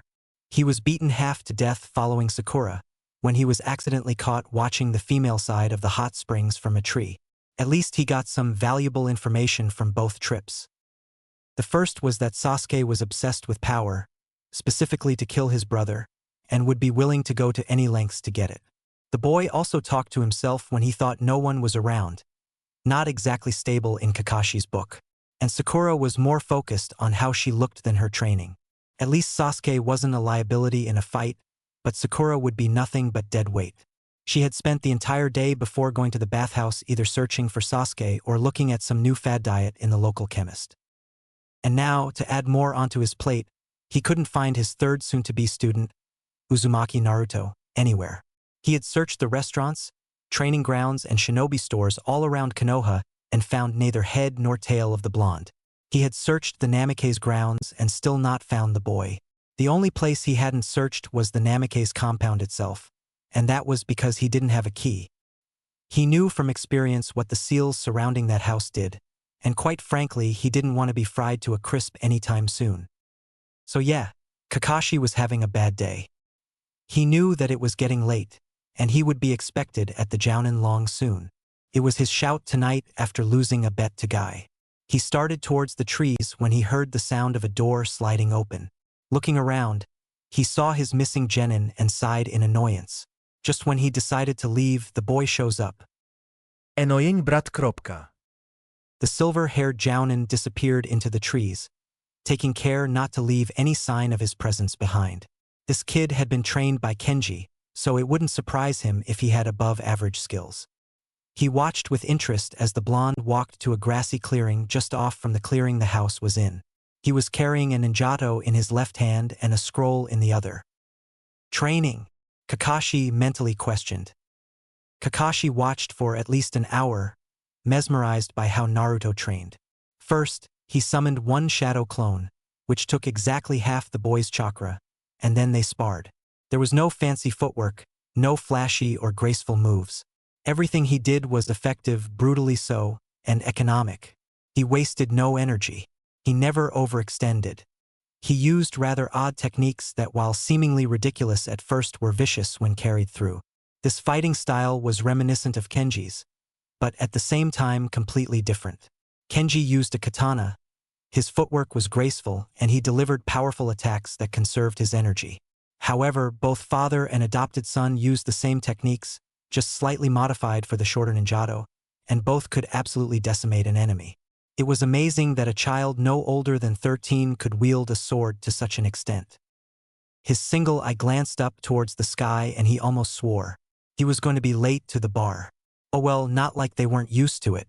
Looking one more time at Naruto, he smiled in anticipation. He couldn't wait until the end of the week. Blue eyes were locked with brown, sparks flying between the pair. Nostrils flared and steam seemed to fly from them, the motion repeated by the counterpart. One stomp, then another, and the blue eyes finally turned skyward as their own screamed in frustration. Fine. Alright already. I'll show you the technique. Sheesh. The little brown-eyed boy smirked in triumph, his arms folding across his chest and his nose turning up toward the clouds. Naruto's eyebrow twitched and he promptly rapped his knuckles across the boy's head. Don't act all high and might, Konohamaru. I'm only teaching you because I will be an official ninja tomorrow, so I won't be able to use this technique as much. Konohamaru pouted for a moment but perked up when Naruto started to walk away, waving his hand over his shoulder for the honorable grandson to follow. The pair walked along the streets of Konoha, Naruto pointing out the beautiful women and how they looked. He snuck Konohamaru into the adult section of the magazine store and showed him the swimsuit models and the latest edition of Kunoichi Weekly, which showed the latest in Kunoichi fashion. All of their models deadly beautiful. After their attempt to sneak into the hot springs for the final bit of research, actual naked women, Naruto had been beaten to the point where he could barely walk. After that incident, Naruto decided they had researched enough and he took off for one of the less used training grounds, which doubled as a park on certain days of the week. Thankfully, today was not one of those days and the two boys had the entire grounds to themselves. He had promised Sarutobi that he would look after Konohamaru for a little while today, since Ebisu and Asuma were out on missions and not due back until that night. The kid's parents had died when he was young, maybe a year old. Thankfully, he didn't remember it all that well, and still had his uncle and grandfather to look after him. Naruto stopped reminiscing and turned to face the annoying situation at hand. The damn brat had pestered Naruto to teach him the jutsu he had used on Sarutobi a few days ago when he wanted to share lunch with the old man. The blood loss had made him woozy and agreeable to whatever Naruto suggested. Naruto got a free meal, and the Hokage ended up with an empty wallet. Right then, Naruto stated, "This is my original technique. Treat it with as much respect as you would your own. Watch carefully now."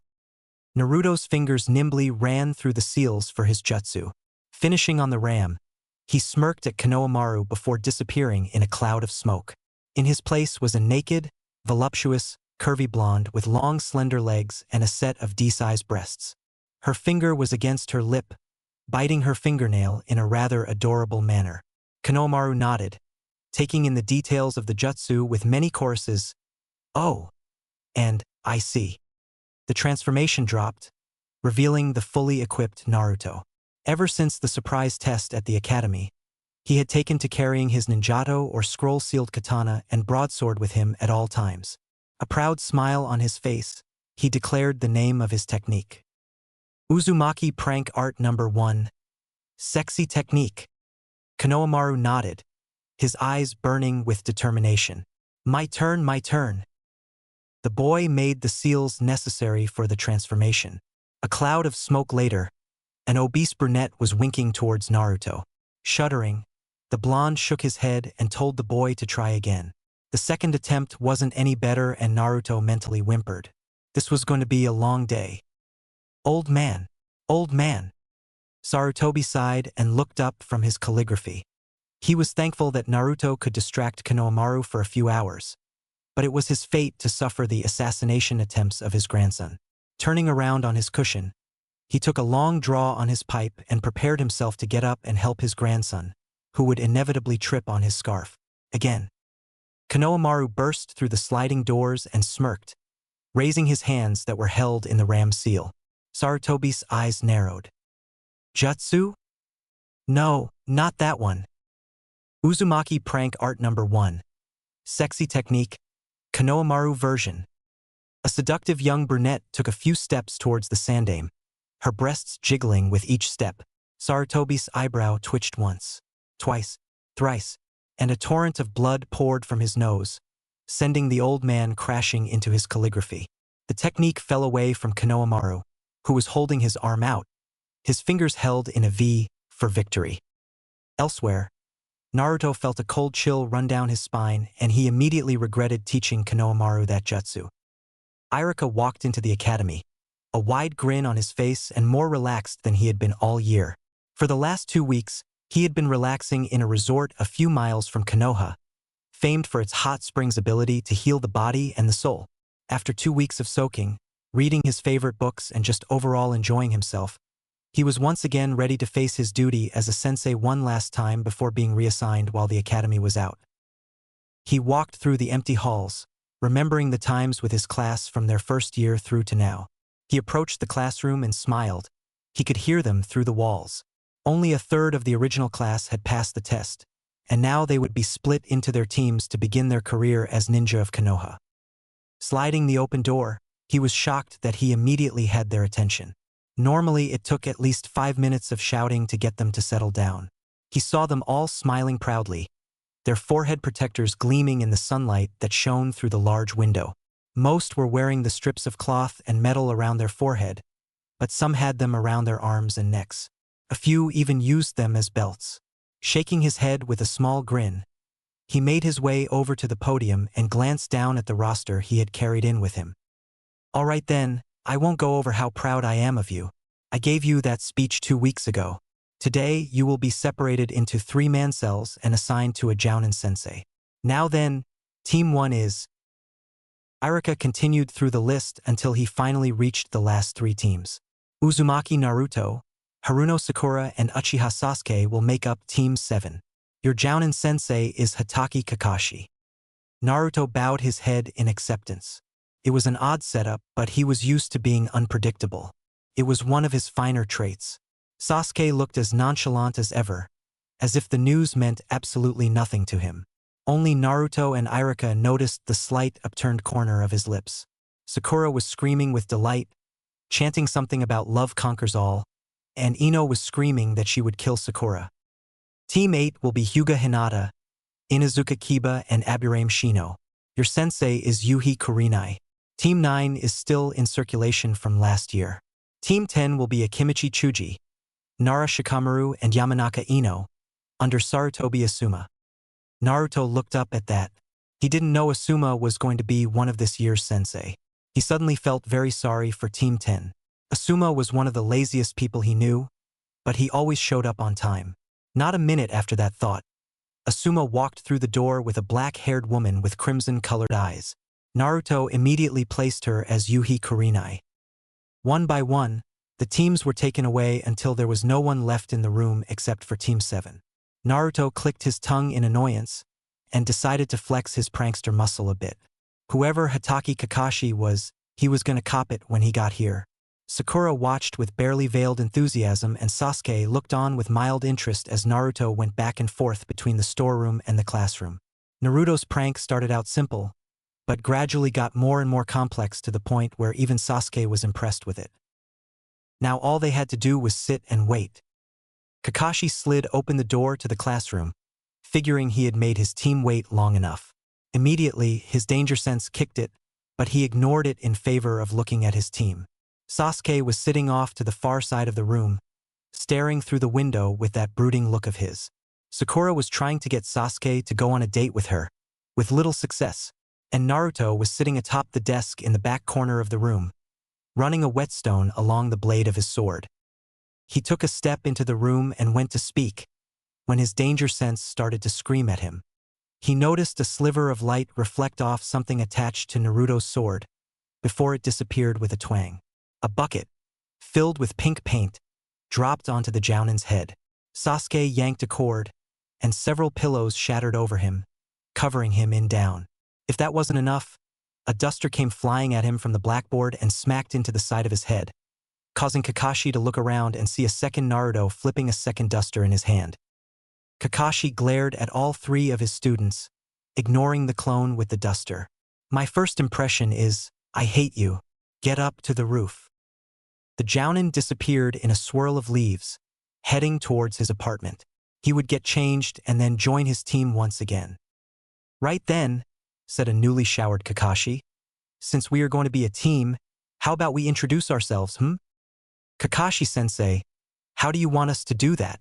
Sakura asked, her hand slightly raised. Kakashi's eye curved upward into a weird kind of upside-down V. "Tell us your name, likes, dislikes, dreams for the future, hobbies, things like that. And you don't need to raise your hand. You aren't a student anymore." Sakura giggled nervously and put her hand back down. "Why don't you go first, sensei? Give us something to go off." Kakashi blinked once, before shrugging in an "I guess so" kind of manner. "Well, I'm Hatake Kakashi. Things I like and things I hate. Guess I don't feel like telling you that. My dreams for the future. Never really taken the time to think about it. As for my hobbies, well, I have lots of hobbies." Sakura's eyebrow twitched. That told them nothing aside from his name, which they already knew. Naruto shook his head in a kind of amusement, causing Kakashi to do that eye smile thing of his and look across at the blonde. "Okay, you can go first, Blondie." Naruto shrugged and nodded. "Okay, well, I'm Uzumaki Naruto. I like ramen, swords, family, and training.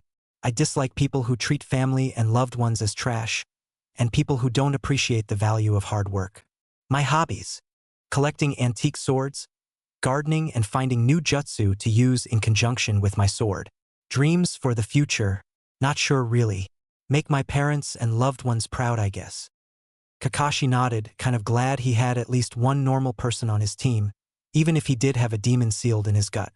Turning to Sakura, he waited patiently for her to start. When he realized she was too busy staring at Sasuke, he sighed and cleared his throat. "Tinky, your turn." Sakura tore her star-struck eyes from Sasuke and glared at Kakashi for a second before speaking. I'm Haruno Sekure. "I like." Giggle. "I hate Ino Pig. I like memorizing facts and collecting things." Her eyes trailed to Sasuke for a minute. "In the future, I want to marry." Another round of giggling ensued. Kakashi and Naruto sighed in unison. They had both seen how well she performed during the fake attack on the academy, utilizing the basics to their fullest extent, but now she was just some annoying fangirl. How could someone's personality change so quickly? "Okay, Brooder, you're up." Sasuke turned his glare onto Kakashi, having no effect whatsoever. "Hn. My name is Uchiha Sasuke. I don't like much and I dislike a lot. My hobby is training. My dream, no, more of an ambition, is to kill a certain man and rebuild my clan." Kakashi nodded.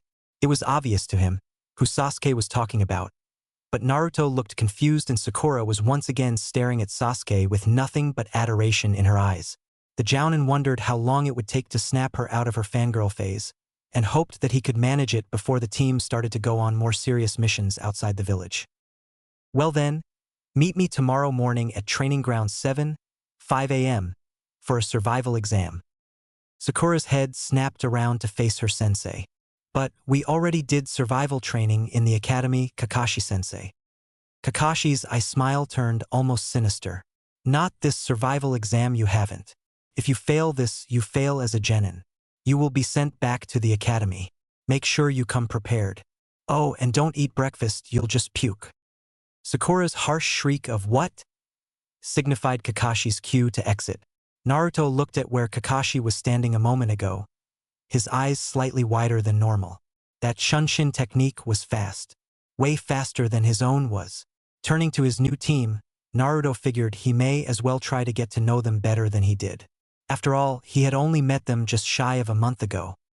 Sakura, Sasuke, do you want to go grab something to eat?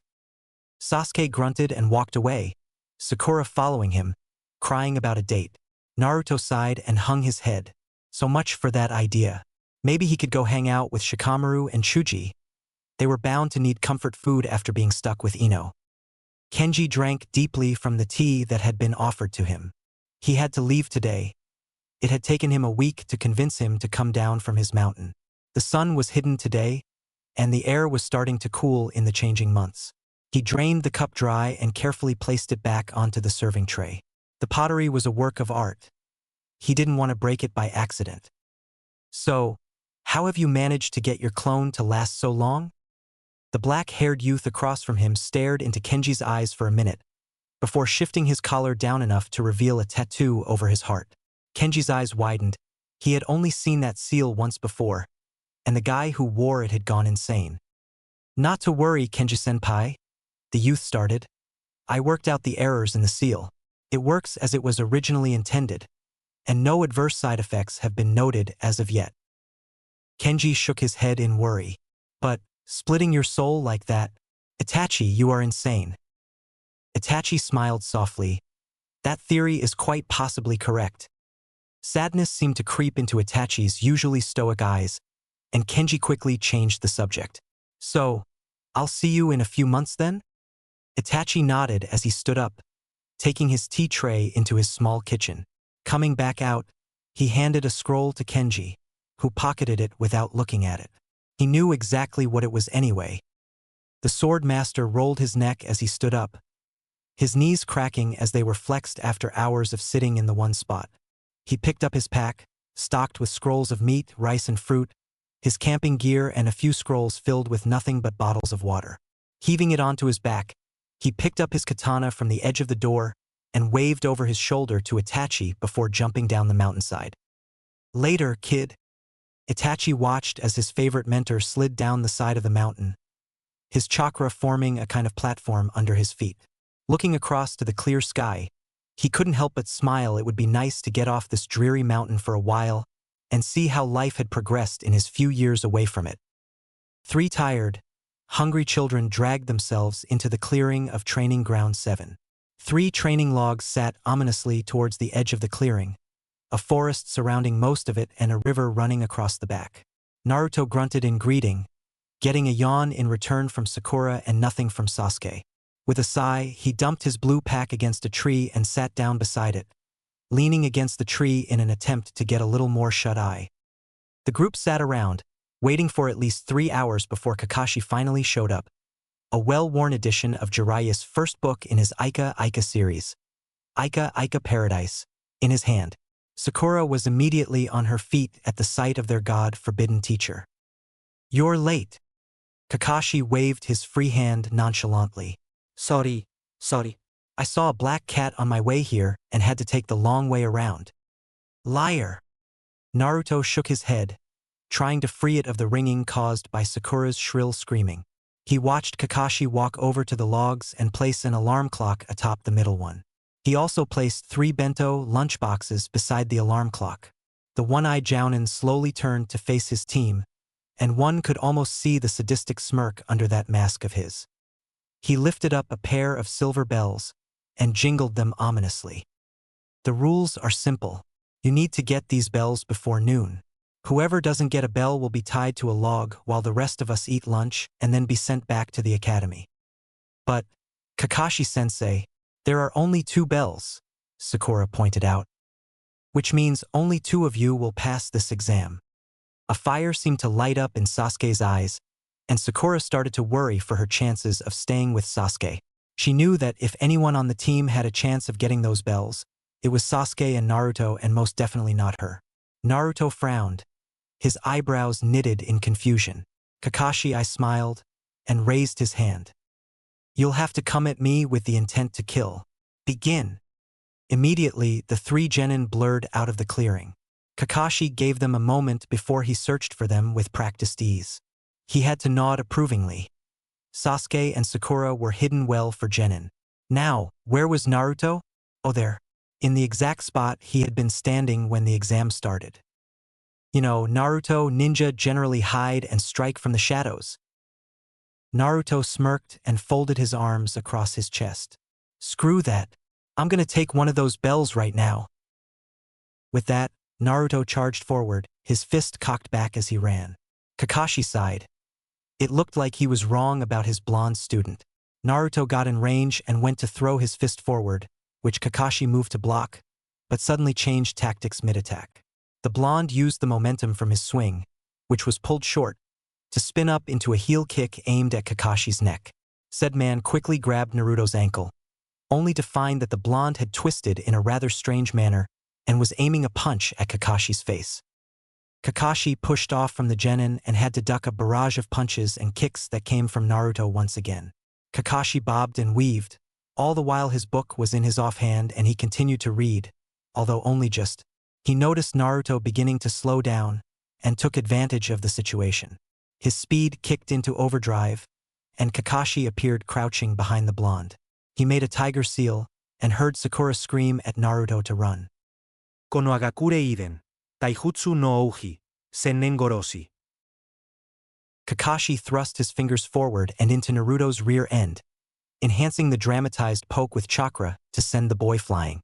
As Naruto flew forward, he seemed to grin for a moment before bursting in a cloud of smoke, leaving Kakashi looking shocked. A shadow clone. Damn, kid is smart. Meanwhile, Naruto felt a sudden rush of chakra and adrenaline, and the memories of what had happened to his clone passed on to him. Naruto shuddered and covered his backside for a moment, before snapping out of it. He tugged the wires of his trap to make sure they were good and tight before turning and running from his spot. That should be all the traps done. Now he just had to find Sasuke and Sakura and convince them to work with him. When he found Sasuke and Sakura, he was kind of shocked. Sasuke was buried up to his neck underground, glaring at the unconscious form of Sakura, who was lying a few meters away. He landed next to Sasuke, making sure to keep it light and not the usual heavy thud. Leaning down, he smiled at Sasuke and held a finger up in front of his lips, signaling for the Uchiha to remain silent. I have an idea, and I need both yours and Sakura's help. I know you want to get a bell for yourself, but let's face it. None of us can take on a Jounin alone and expect to win. But if we team up, we may be able to distract him long enough to get the bells. Sasuke glared at Naruto and started to state his refusal when he found Naruto glaring back at him. Naruto hadn't ever gotten angry in his entire time at the academy, and whenever the pair sparred, Naruto remained focused but never angry when he lost. This look, it was almost as terrifying as his father's was, when he was still alive. With a grudging nod, he agreed to Naruto's help. Naruto took a kunai from his pouch and dug around Sasuke enough to let the boy wriggle his shoulders free of the hard earth. The shorter of the boys then proceeded to grab the trapped one under the arms and tug, gradually pulling him free. The pair proceeded to wake up Sakura, who immediately agreed to help. Whether it was because Sasuke had already agreed or because she knew she had no chance by herself, Naruto wasn't sure. The blonde quickly explained his plan and pointed out where his traps were prepared. He'd make clones to set off the traps at the right time, but ultimately it was up to Sakura to fulfill the hard part of the plan, that was actually getting the bells. Kakashi was sitting against a tree, reading his book. His team had been silent for a while now, and it was getting pretty close to midday as well. He had thought this team would be the one that finally broken his streak of failing genin teams, but apparently he had thought wrong. What a shame, each one of them had major potential as well. He flipped to the next page when he heard the high-pitched whistling associated with throwing weapons. He grinned and moved off his tree, which was impaled not a second later with a myriad of kunai and shuriken. He had to quickly dodge the blurred form of Sasuke, who was attacking with his usual aggression and grace. What surprised him was Naruto's presence dropping from above, sword unsheathed and coming down in an overhead swing.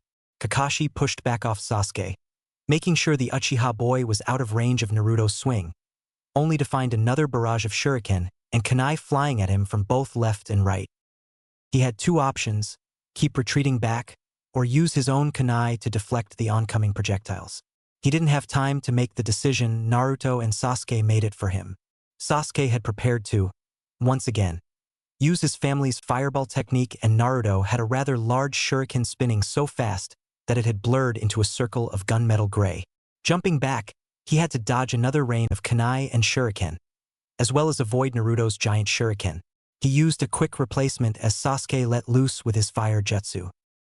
He appeared slightly off to the side of the boys and ready to knock out the two when he saw a pinkish-red blur shoot across in front of him, a part of the blur flashing silver. Surprised, he backpedaled away from Sakura when he noticed something in her hand, something that should have been attached to his belt. He looked down in horror to find not only the bells were gone, but his belt had also been slashed and his pants were starting to fall. How the hell had Sakura gotten so close without the girl's chakra alerting him to her presence? He smiled just as the alarm went off. Well, that was interesting. Meet back in the clearing. The group made their way back to the clearing. Kakashi lagged behind a bit to give a bit of first aid to his belt, which involved tying a bandage around the two split ends and hoping that it held long enough. He looked over him team, impressed with what they had achieved. However, there was still some time to screw with them a little.